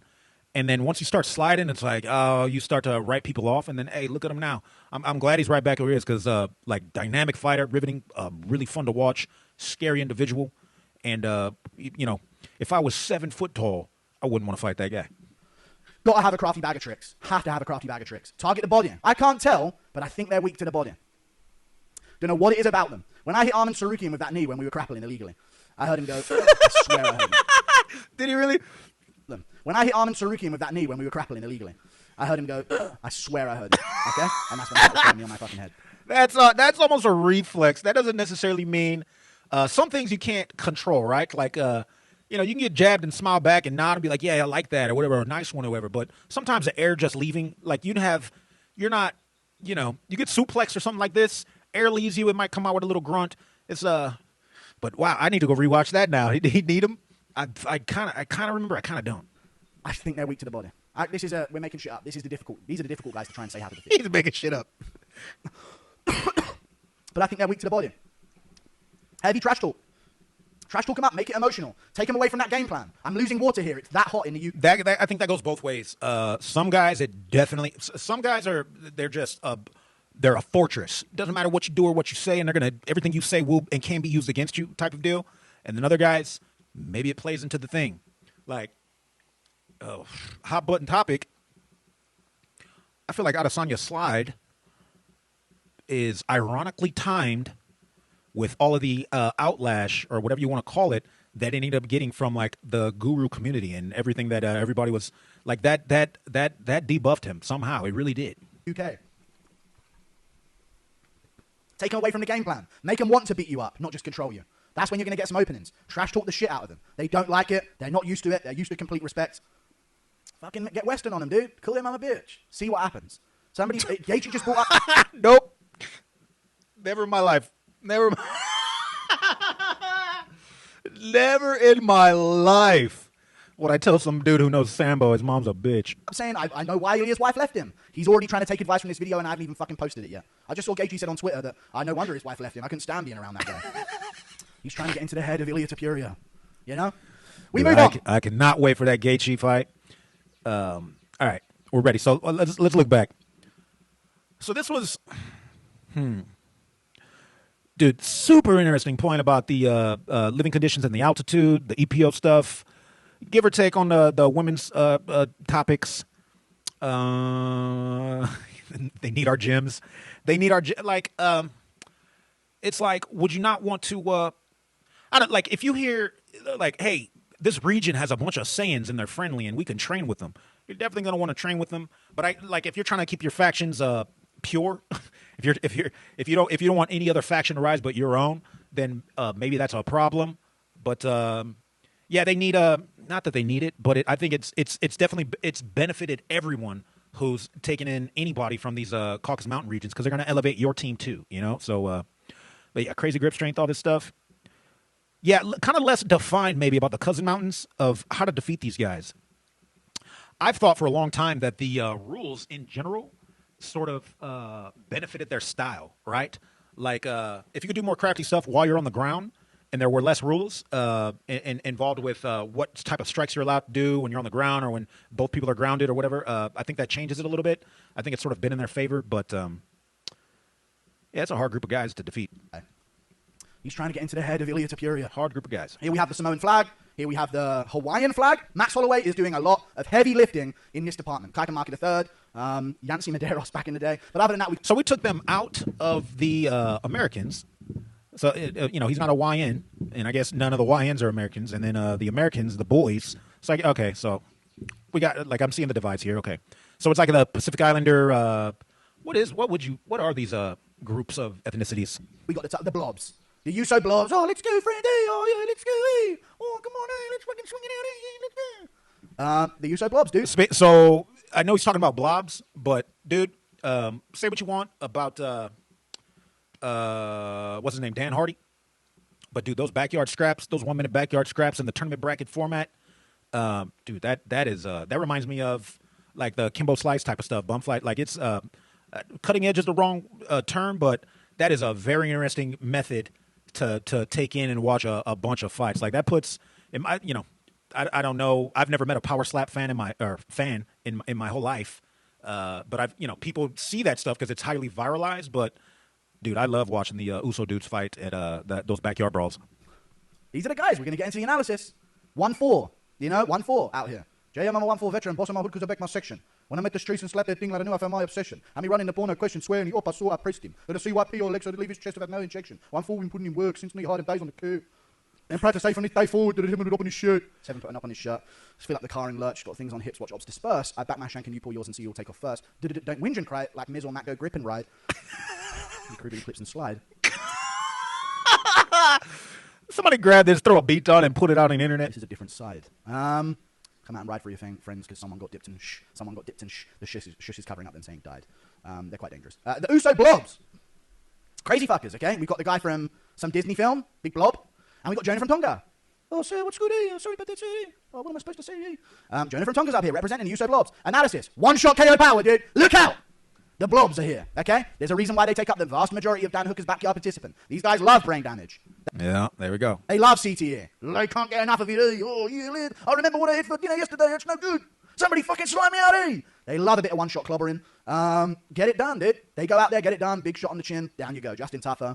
Junior Tougher. They got some clobbering time power. They have. Giant, dense head.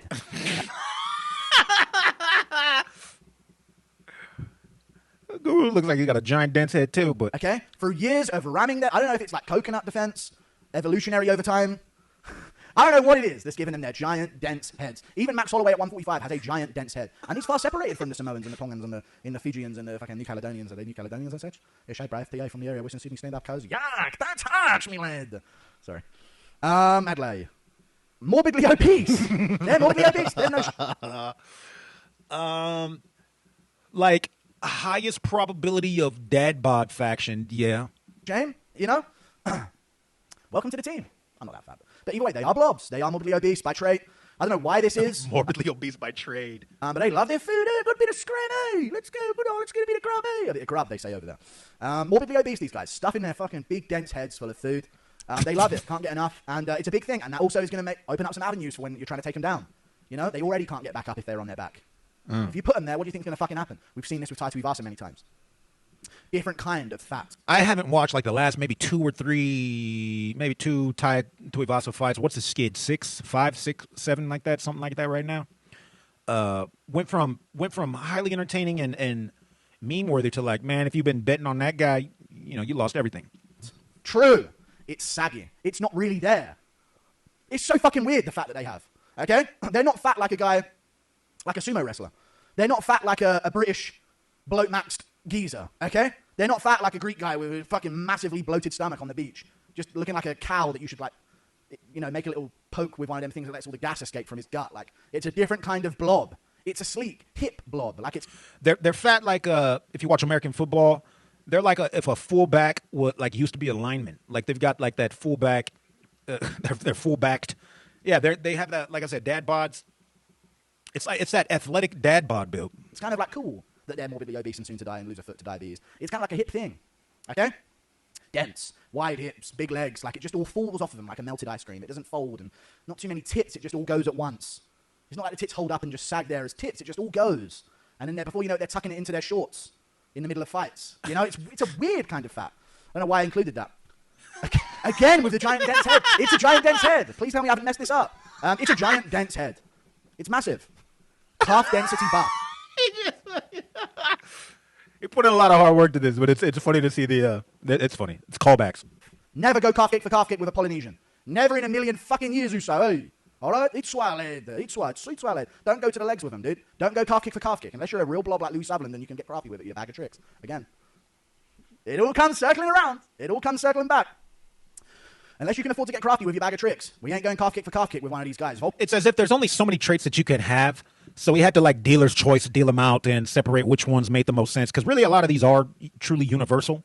But, yeah, let's keep going. Volkanovski's low kicks were a huge part of his game for nearly every fight of his career leading up to the Holloway fight. But guess what? Not the Holloway fight. Gaethje's low kicks were a huge part of his game. Not against Holloway, dude. He's going to eat them for fucking breakfast. No problems for Gaethje, for Holloway when it comes to dealing with the low kicks of Gaethje. Different level shin density, okay? Real different level calf density. It's swallowed. Fear dinkum clear. What the fuck does that say?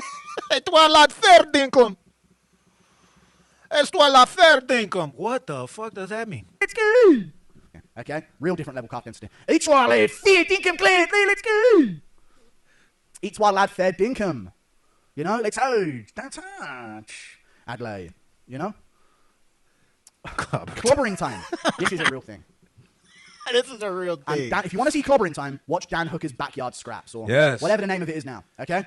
Bruh, and Backyard Scraps. So I did not like the one with no gloves because you could visibly they're all damaging. They're already getting damaged and they got to do multiple fights.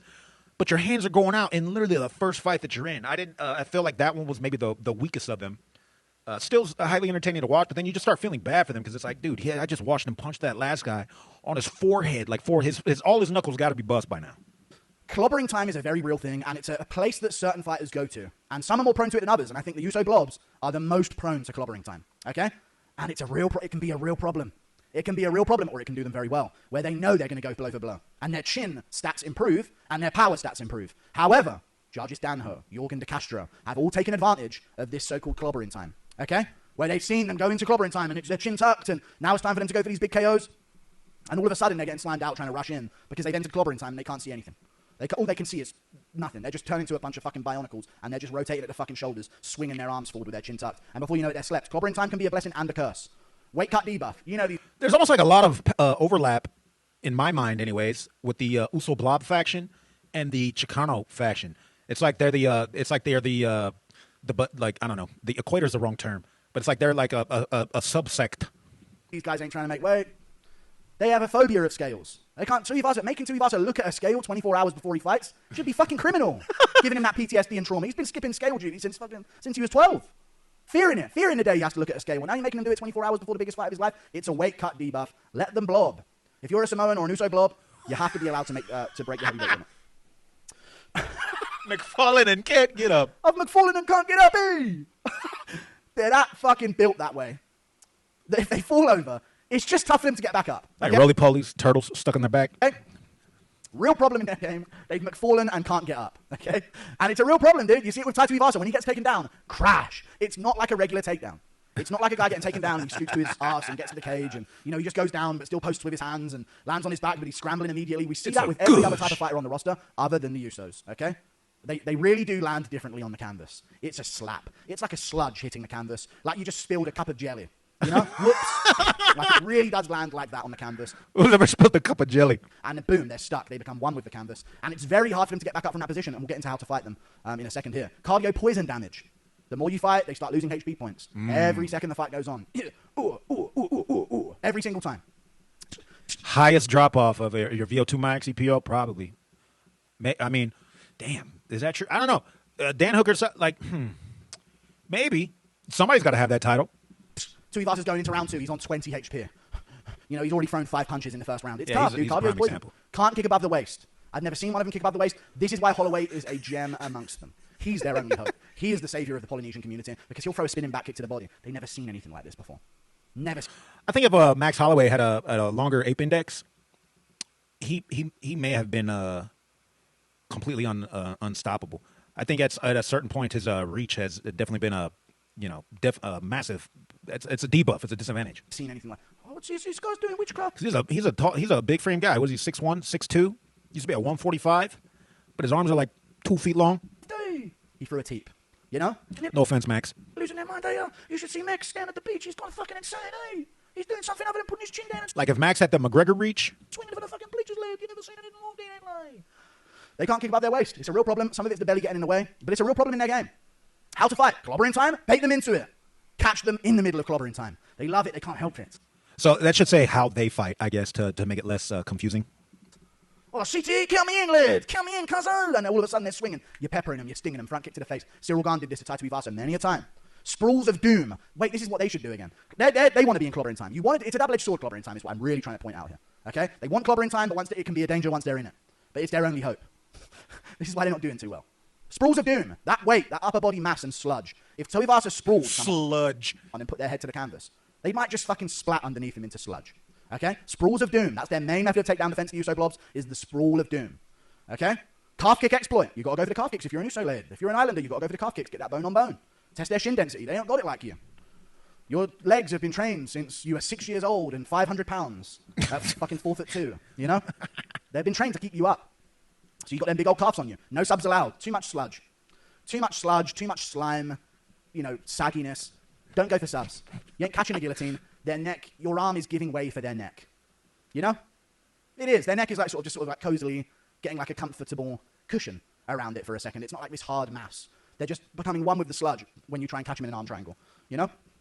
So it's very difficult to do. Maybe you could go for a rear naked choke, mother's milk submission, who knows? But no subs really should be allowed. Crafty body shots. That's something they should be going for. If you can take one to give one and you've got that big old melon head on you, crafty body shots are the way. How to defeat the USO Blobs. Yes. In time. We said this before. Double-edged sword. You can bait them into it, catch them on the chin. They lose themselves. Or train them for some sweet thing. Yeah, I guess we're 50-50 trading. Maybe it's 51-49, but still 50-50 basically. Oh, I'm fucking fanging for it, lad. Let's go. I'm fanging for some fucking brain damage. Oh, you're going to give it over. And boom. They've been caught. Front kicks and teeps. They don't like it. Tuivasa So where's Whitaker go? hates him. Anytime I've seen him hit with a teep, he fucking hates it, dude. Right to the stomach. They've probably overeaten backstage, ready to throw up at any second. They hate teeps and front kicks to the body. Stop that lead leg. The weight on that lead leg is... It's admirable that their legs have been able to keep them upright throughout their life. If you put some extra stomp on that lead leg, the whole thing's ready to capsize and crash through the canvas. Leg lock exploits. Anything that requires a dynamic spin to escape on the ground, anything that requires like a Granby roll to escape, or you've got to spin a gator roll a certain way to get out of this leg lock position, anything that requires not just getting back up and some kind of athletic movement to escape, you can exploit the leg locks. And also, if you're going to go for an Imanari roll and go for those leg locks and attack from a single leg to try and get them to the ground, that weight is not supposed to be supported on one leg. They're so top heavy, and they're like a ship. Or like a sort of like wide glass of water. You shift it one way and all the water goes that way. That's all their flab. So if you tip them to the left, it'll all just shift that way and just sort of chuck them down themselves. He's making me think of Majin Buu. Very hard for them to keep a center of balance. So that's the way to deal with the USO Blobs. That's the analysis for them. We move on to the Neymar type people. Neymar type. I don't know who either one of those guys are. Too much. I did too much, and I've messed it up. I don't know what I'm doing. My hair's just dripping. It's so hot in the UK. All right, so USO Blobs. Cardio poison damage is very funny. A giant dance head. See, now it's like, once again, I need an org chart. I want to see who are these prime examples and outliers again, but let's go. To the Neymar type people. I did too much. And I've messed it up. I don't know what I'm doing. My hair's just dripping. It's so hot in the UK. But there you go. I did this, so we're in it now. This is a sweaty video. I'm sweating here right with you. Neymar type people. Analysis. Power and speed. They've got both of it to go. Of course, represented by Alex Pereira. Sharmering over here. Oh, that's Pereira? Dad. This is a real picture of Moicano's dad, just in case anyone was wondering. He's of course the Brazilian. Moicano's dad. Very high up on the tier. Now I see Power it. and speed. They're dangerous. They got it both. They got the best of both worlds, dude. They don't lose in any area. They've got pop in their shots, and they're also pretty quick. Not crazy fast, and not insanely powerful overall, other than some outliers when it comes to Alex Pereira and like Prates and stuff like that. But they have got good power and speed overall. Sharp crackhead bones. This is a real thing. Knees to the body, elbows, a lot of that type of stuff. When you're growing up smoking and drinking, you get this sharpness and withered awayness to your bones that makes them sharper and dangerous. Ever grow up with a kid and ever try to play football with a kid who you knew his parents were drug addicts, and he elbowed you once while you were playing football? Oh, nearly stabbed you with it. You know what I mean? It's that type of danger. Their bones are just different. And I don't know how to describe it other than that. But because of the drugs and because of the upbringing, sharp crackhead bones are It's like somehow Tony Ferguson has this build. definitely an aspect of their game. Rich BJJ culture. Now, a lot of countries, UK's got a rich combat culture. We invented boxing. You know, but when it comes to just transitioning and being more likely to transition into MMA from a young age, BJJ is a great gateway drug for them to get into MMA from a young age. You know what I'm saying? You do boxing growing up, you probably go into boxing. Or you go into nothing. You do kickboxing, you might not transition into MMA as much. Muay Thai, you might just stay in Muay Thai. You know what I mean? But when it comes to BJJ, if you want to make some money and you want to really make a name for yourself and feel like you're a bit of a combat sport guy, because you're not really, then BJJ is a great gateway into it. Kind of chinny chins. They are kind of chinny to the chin, the Brazilians. They get dropped a lot, they get wobbled a lot, they're often cutting a hefty amount of weight. But not all of them have a granite chin, to be honest with you. Paulo Costa's chin's pretty good, but he's had some problems with it in the past, but he's got a decent chin on him, that Paulo Costa. He does, and there are a lot of Brazilian fighters that have some solid chins of steel. But then there's a lot of other ones where you're thinking, ooh, I'm worried, I don't like him taking a beating.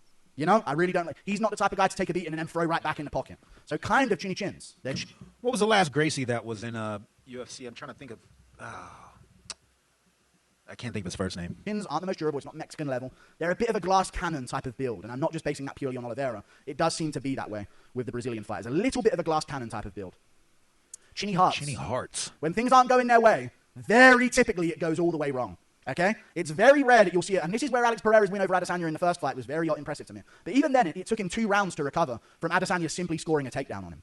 When you look at Brazilian fighters, if a round or 2 doesn't go their way, they'll either be finished or they won't find a way to get it back. Like, that is very typically the case. If things start going wrong for them, they're not the type of fighter where they can be down 2 rounds and come up big. Oliveira is that way.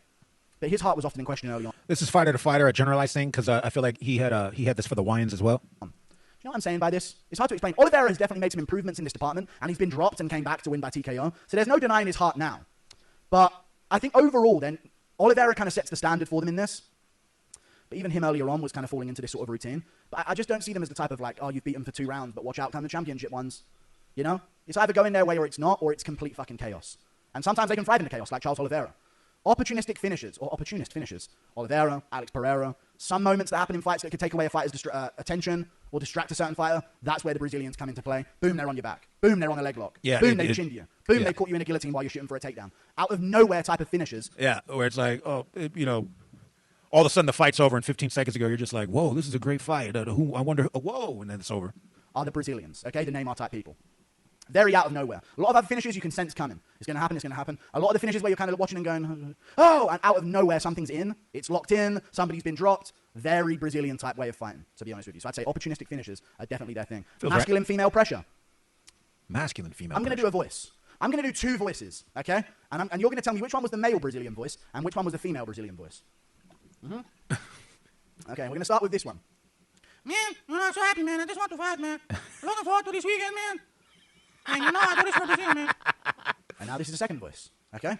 Hey, man, I want to do this for Brazil, man. Everybody wants to do it, man. I want to do this for Brazil. The second one was the female voice. And that pressure growing up is what makes some of them gay and some of them great fighters. Because you'll either sink or swim when that type of voice is coming out of a woman near you, okay? You'll either think, damn, I might as well be the woman. You drift into that area, all of a sudden you're at the carnival, with a tutu on.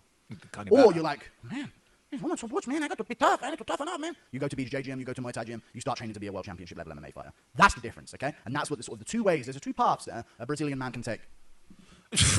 Again, there is a, like the Caucasus guys and the Russians guys, it's like the accent that they ended up developing has this weird, like, villain but funny and understandable, like, almost cousin parody of English. And then the accent and archetype that you get from the South America, Brazil, it's I don't know how to explain it. It doesn't have the same cool factor as like for the Russian thing, for example. Okay, this comes into it as well. We just sort of discussed this. Force fights early. Get straight on them. Force the fight. They get straight to work, these Brazilians. Oliveira, Pereira, Costa. Costa in his prime and in his new prime now as well. Straight on him. Get straight in their face. Alejandro Pantoja. This is their way. They force fights early. They're used to this shit. Kill or be killed. Unks only, though. Unks only. Gene Silver's like the young kid on the block, and he's 29. I thought Carlos Prates was like a young kid. He's 32. It's kind of an unks-only game when it comes to Brazilians, and they have like 40 fights before they even make it into the UFC. I guess we're talking unk age and fighting years. It's a really weird, it's a really weird thing when it's the Brazilians. It honestly is. So it's kind of an unks-only league. And by the time you get to the top, you're already worn and torn, and you've had your injuries, and you've had your scraps and your wars. We rarely see a Brazilian fighter get to the top when they're young, you know? Like it's, damn. Shoot. I mean, there's a lot of the females. I don't know. Org chart. I was thinking the other day, like sometimes you see like a McGregor make it to the top and he's 26. You know, Pimblett was, I don't know how young Pimblett is, but Whittaker made it to the top and he was pretty young. And then you've got JDM made it to the top and I was like, holy shit, he's like 27. What the fuck? Whittaker was like 27, 28. What is going on here? And you see a lot of these guys and they make it to the top and they're very young. But then you see Brazilians and other parts of the world and they make it to the top and they're 34 years old. It's insane. Get led into traps. I still think that's a buff. If you've been able to avoid damage and you've accumulated the experience and like, you know, the brain power and all that stuff, I think it's an advantage. But if you're wearing every last bit of that 34 and you've been doing MMA for 18 years now, yeah, it's you know, it could be an absolute detriment. Oftentimes a Brazilian can be led into a trap. He gets over eager, he goes for a finish, he's hunting someone down, he's feeling like he's in full control. It's over. Oliveira getting dropped left and right. Poirier led him into a ton of traps. He still ended up beating Poirier. Gaethje led him into a ton of traps. He still ended up beating Gaethje. Makhachev led him into some traps. Also hooked the gloves a bunch. That still stands. Makhachev hooked the glove in every single fight of his life before the JDM one and cheated to win with it. But Pereira got led into a trap by Israel Adesanya. You know, it happens a ton with these guys. They get led into something they don't like, and they end up getting caught and punished for it. To be honest with you, heavyweight worm body. I don't think they've quite got the heavyweight worm body weight build down. They're not the super-sized athletes that the boys and the YN Alliance sort of take hold of. But Pereira's going to see if he can... Yeah, I was just going to say, he's about to say Pereira. He called him a heavyweight worm body. Pereira's been to Six Blades, my gym over here. Different. Pereira is a true outlier in his field. And yeah, these guys are some of the best. Some of the best in the sport, the Brazilians. How to fight. Get straight to work. I said it before, straight on their opponent, put it on them, start swinging, start trading. Nearly get chinned. Big part of the game. You have to nearly get chinned by something, and you need to see that look in your opponent's eye when you're a Brazilian that goes, holy shit, you should have been chinned by that. And that's when the Brazilian starts taking over in a fight. Gaethje drops Oliveira. I'm going to win a world championship. Tapping out immediately afterwards. You know what I'm saying? You have to nearly get chinned. Or the Brazilian possum chin. Oliveira lands that elbow on Ilia Tapiora on the feet, coming in forward and aggressive. Now he's all aggressive. You know? But that's what you got to do. You have to nearly get chinned or be chinned. It happened with Pereira a few times early on. He got hit by some shots, and you're like, what the fuck? Why is he getting hit by that shot? Holy shit, somebody just stung Alex Pereira on the chin. Jan Blachowicz caught him quite a few times. And it gives people confidence to start getting into your game of kill or be killed, and then you can start putting them away. Back on the pressure. After you nearly get chinned, you got to get straight back in their face. Alex Pereira, jab in the body. Nearly got chinned by Yuri in the first fight. I'm still coping about that. Nearly got chinned by him. Caught over the top. Looked like he was stumbled up against the cage. Next time Yuri tried to pressure him up against the cage, he slept him out cold. Early stoppage. Hunt's dynamic finishes, of course. Go for the back, hop for the legs. Go for things like that. It seems to be the Brazilian way to be spindly. Spindly, you're caught in their web, and now they're putting you in some crazy positions. What percentage of Brazilian guys are like, stand up, but looking to take it to the ground? I wonder, like that well-roundedness where it's like, oh, extremely dangerous. You don't want to go on the ground with this guy, but also you don't want to box with him. They got you in a triangle, you know? Flying knee merchants, a Barbosa spinning wheel kick, head kick from Pereira. More of the dynamic finishes in the sport that have been taken I still want to claim Barbosa as a YN. place recently have been from Brazilian fighters. How to defeat? Match their energy early, dude. If they're going to try and go after you, you got to stand your fucking base and go right back after them. Immediately in the fight, you've got to go right back after them and get straight back onto them with big shots. Guillotine takedowns. Oh, I've lost everything. What happened? Guillotine takedowns. Shooting takedowns, knowing they'll pull a guillotine, and use it to your advantage. They can't help the guillotine, these BJJ nerds. They can't help the guillotine. That's what I mean by guillotine takedowns. Shooting takedowns, knowing Just giving your neck for pretend, but don't get it snatched. You'll be pulled and get ready to pass those legs when you get to the ground. Escape some finishes, as I just mentioned, and set some traps. That's the best way to beat a Brazilian, dude. Make them feel like it's chaos, but you're in control still.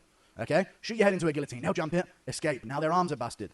Their arms are gassed out a little bit. Now you're coming back in round 2 and you're doing your thing while they're trying to get a breather. They're piecing you up a little bit, but you know, bang, you catch them when they're trying to close the distance on you against the cage. You suddenly finish them. This is the way to deal with Brazilians, dude. You've got to play that chaotic game with traps within. Thinking ahead within the chaos. Moicano's will get straight to work, guy. When he gets straight to work, that's when he has his best performances. We saw that against Benoit Saint-Denis. We move on. So, pretty good analysis there. It's, damn, I keep saying it, but I do need an org chart. I want to see all the fighters that you would say it applies to, and then who are the outliers over here? Interesting. Who do we got left? Itchy Slavs. I think they're the last ones.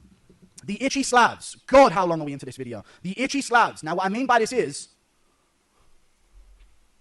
the itch Slavs. Now, these are Slavic people. They're different types of white people. As you can see, Whitey from Flashed Away.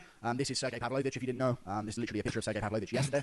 And this is the squatting Slav as well. Okay, in his, Yugoslavian-approved tracksuits and Adidas shoes with a chimney sweep hat. He's about to ask you for a cigarette, and if you say no, he might mug you. So this is the itch slabs. Now, these are guys whose name ends with itch. I swear to God, it's as simple as that, dude. Yugoslavia, Poland, the part of it, Slavic, the Hussars, the Winged Hussars, the this, the that, the this. They're from that region of Eastern Europe. Alexander Rakic, you know? Stipe Miocic, Jan Blachowicz, something else itch, you know? Sergei Pavlovich. Name them. Their name may end with itch, okay? And they're a different type of fighter. I would say Piotr Jan's a part of this, but he's also a part of the Caucasus crew as well. But he's part Georgian. I think he's a half Georgian, quarter Russian, quarter Chinese. So it's a bit of a mix-up, to be honest. Yeah, and that'd be interesting to see who crosses the boundaries of they're able to they're multi-factioned. With you. But these are the itch slabs, dude. They're different types of whites. We've got a lot of Polish fighters in the UFC as well. We've got a lot of guys from the Yugoslavia. This is the Yugoslavia flag, Serbia, a lot of Croatian build sort of fighters, that type of region. Okay, Nikola Jokic, Luka Doncic, you know? These types of guys. Analysis. Very powerful guys, dude. They got that touch of death in their hands. Not the most powerful, but they are very powerful. Big boys. There's some heifers. There's some big lads out there. Heifers. Heifers. I once saw my mom beat up a lady in the parking lot and was calling her a heifer. In Eastern Europe, dude. Big, chunky fellas. A lot of the heavier weight classes are filled with them. And yet, a ton of heavier weight class fighters are filled with this type of itch kind of slab. I might maybe try and include the Lithuanians, the asses, you know, Modestas Pakauskas, these types of names. Maybe that's sort of in the mix with these guys. Big boys, less speedy. They're a little bit more ploddy than the other, more twitchy Western white fighters, in my opinion. A little bit more ploddy, a little bit more powerful, though. They're not as much on their toes, moving around erratically on the back foot. They're a little bit more of the marching type fighters, you know, marching Taibura. Okay? A little bit more of the ploddy marching. They'll come forward, they'll put mustard on you, but when they get going, they can pick up some real speed. They like to keep it clean. Very technical fighters. They'll get into a bit of clobbering time here and there, but sometimes they can get mixed up on the inside here and there. They're trying to keep their range, they're trying to keep their distance, they're trying to make sure they land at the end of their punches, and they don't like it when things get a little dirty. Immediate unk debuff. Very important to note about these former Yugoslavian whites and the Polish whites. They're born at 40 years old. Okay? That's not actually the truth. When they go through puberty, when do you go through puberty? 10, 11? You start going through it, you're probably done by, well, you're not done for a while, but the initial phase. Once you hit 14, 15, these guys are 50 years old at that stage.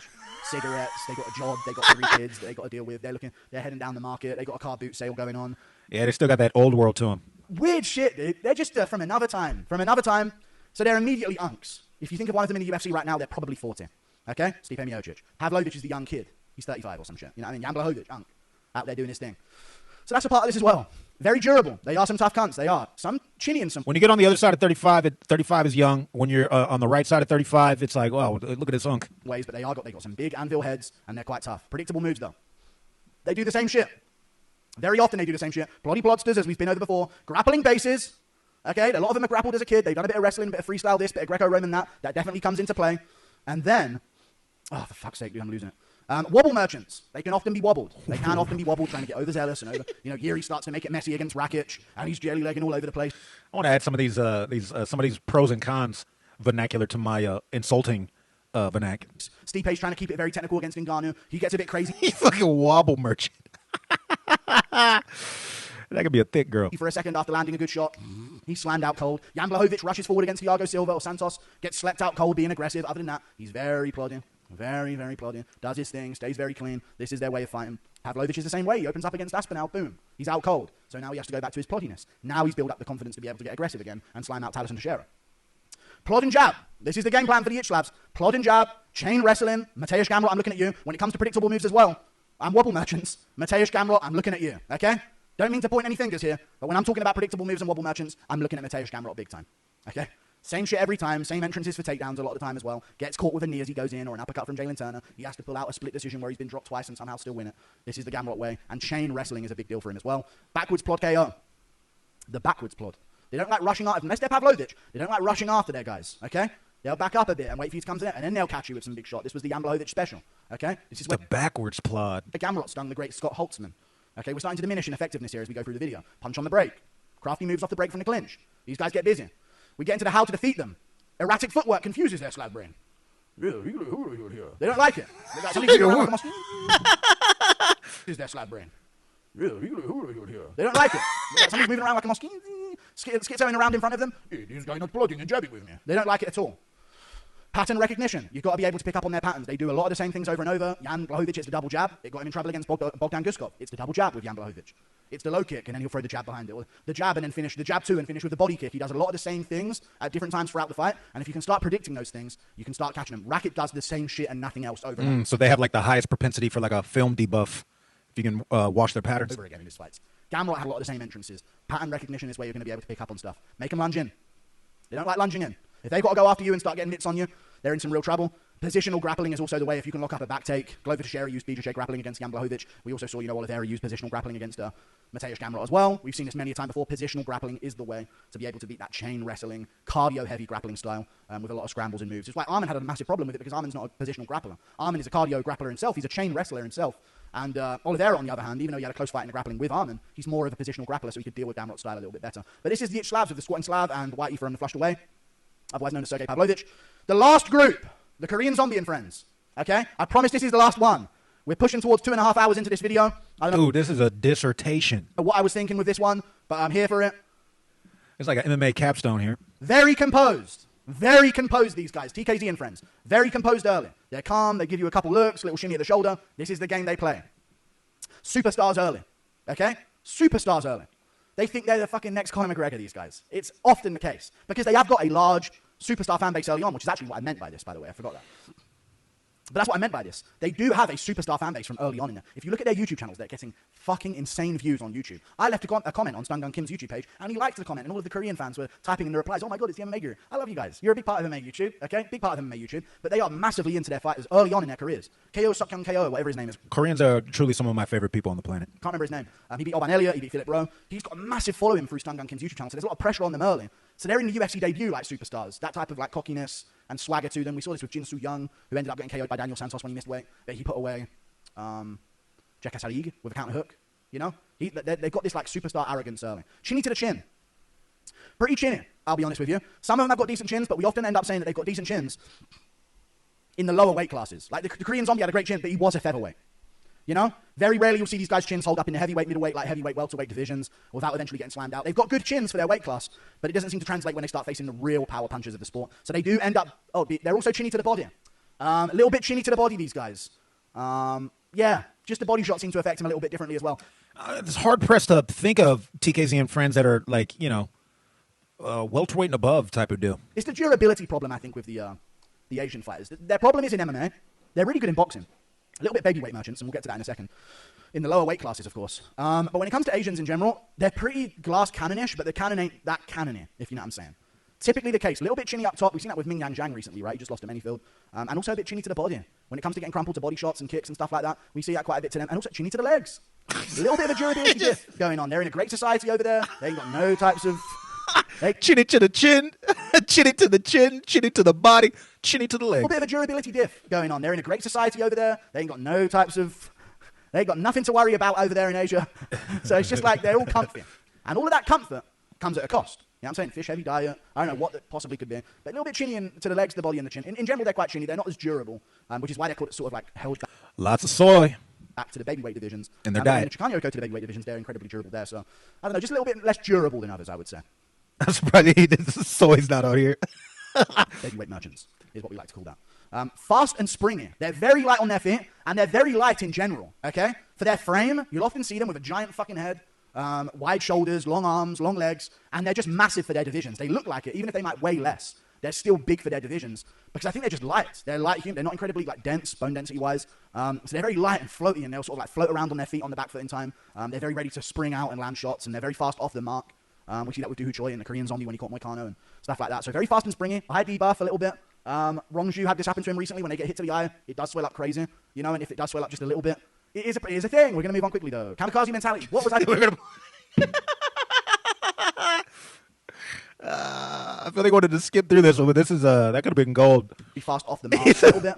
Rongju had this happen to him recently when they get hit to the eye. It does swell up crazy, and if it does swell up just a little bit, it is a thing. We're going to move on quickly, though. We're going to move on quickly, though. What was I fucking typing? We're so close to the end. Kamikaze mentality. Yeah, man.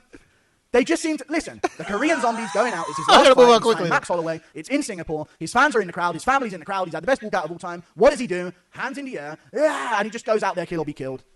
Fucking throw... It's like a really, kill or be killed mentality with some of these guys. And they will just go for it. If they're behind on points, they will just go for it and get slammed out and lose by KO instead. It's like a super honorable way of losing for them, okay? Yes. To get slammed out later in a fight if they are losing. 5'11 plus, they do end up being a bit ploddy. Da Eun is really the only example we have of this. Ming Yang Zhang's a bit ploddy as well.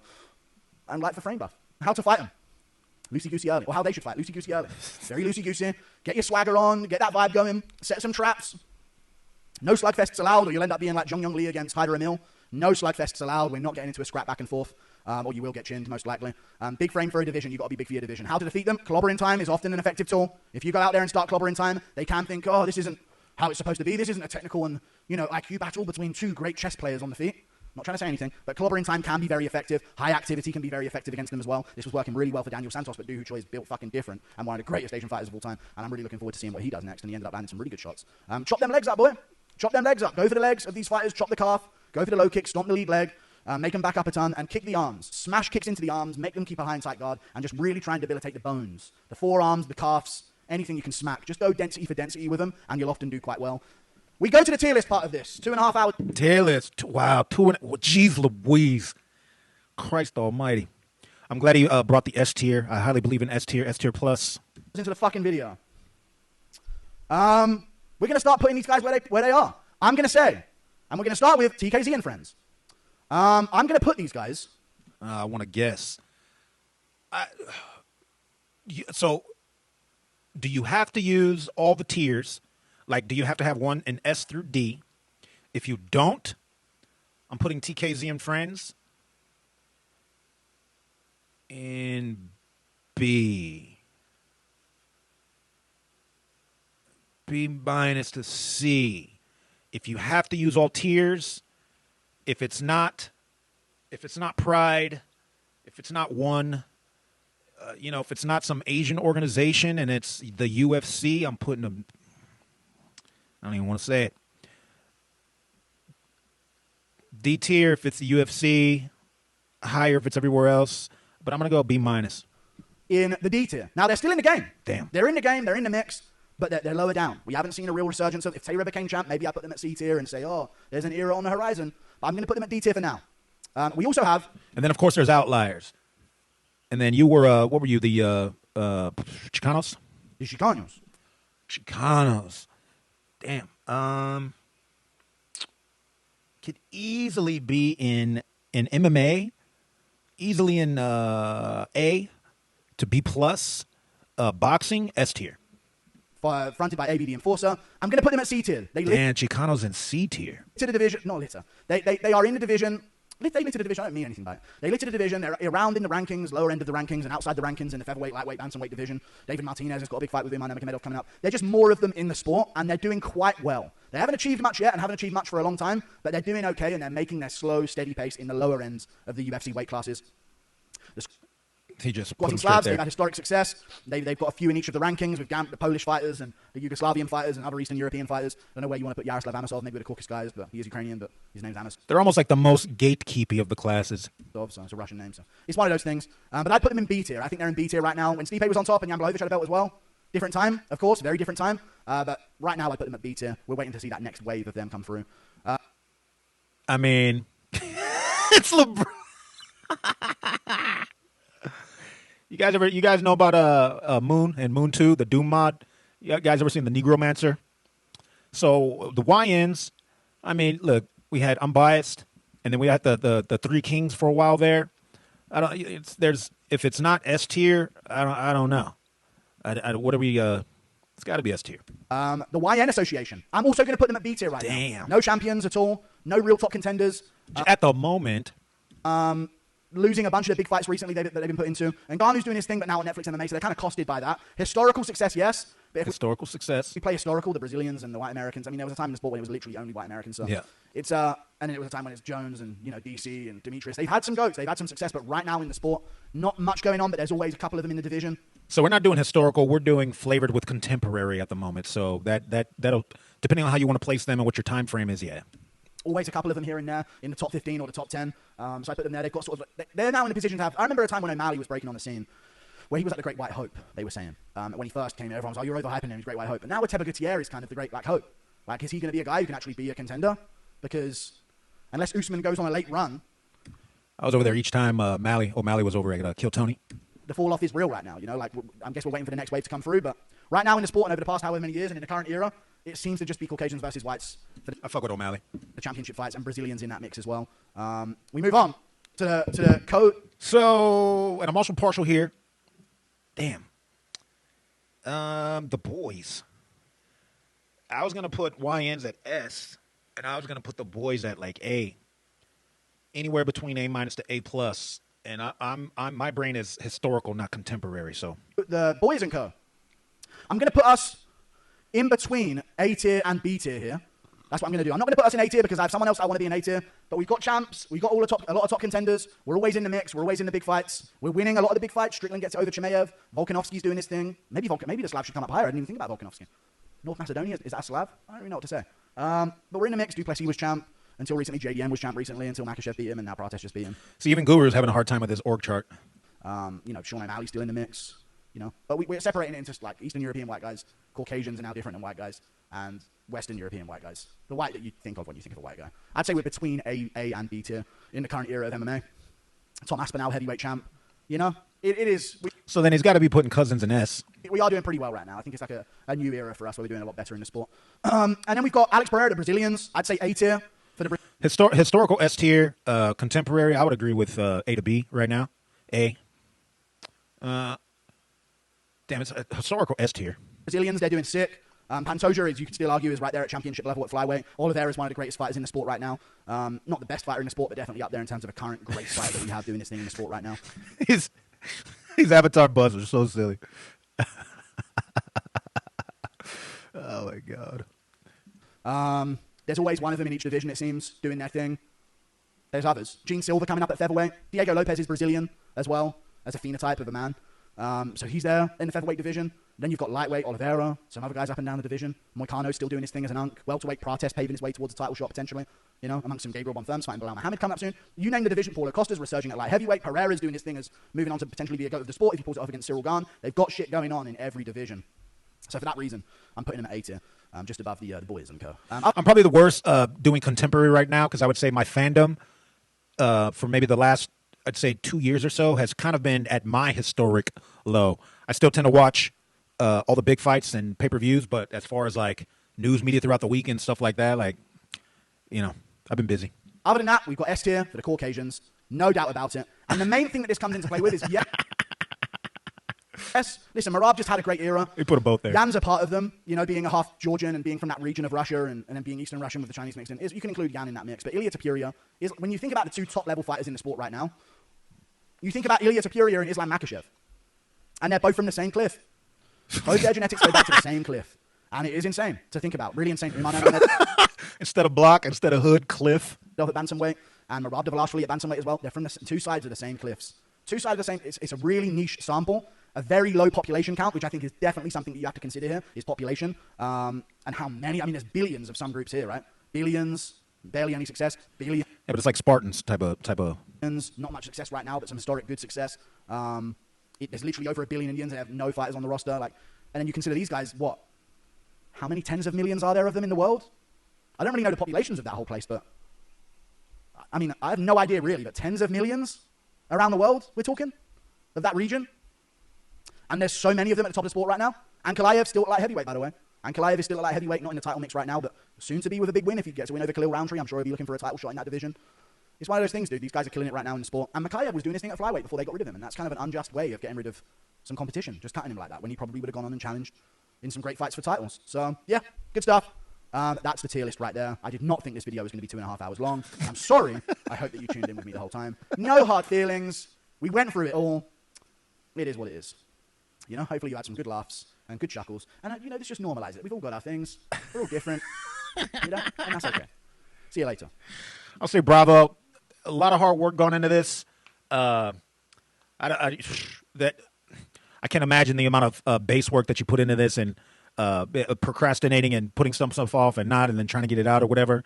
So this is well done. I don't have much more to say. I wish I got it all in one take when I was trying to do it the original time, but it is what it is. Bravo. And, keep doing your thing, Guru. Thank you for watching. Toodle Pip. I'll see you later. I don't want to end it now because I've been going for 2.5 hours, but we'll end it. Goodbye.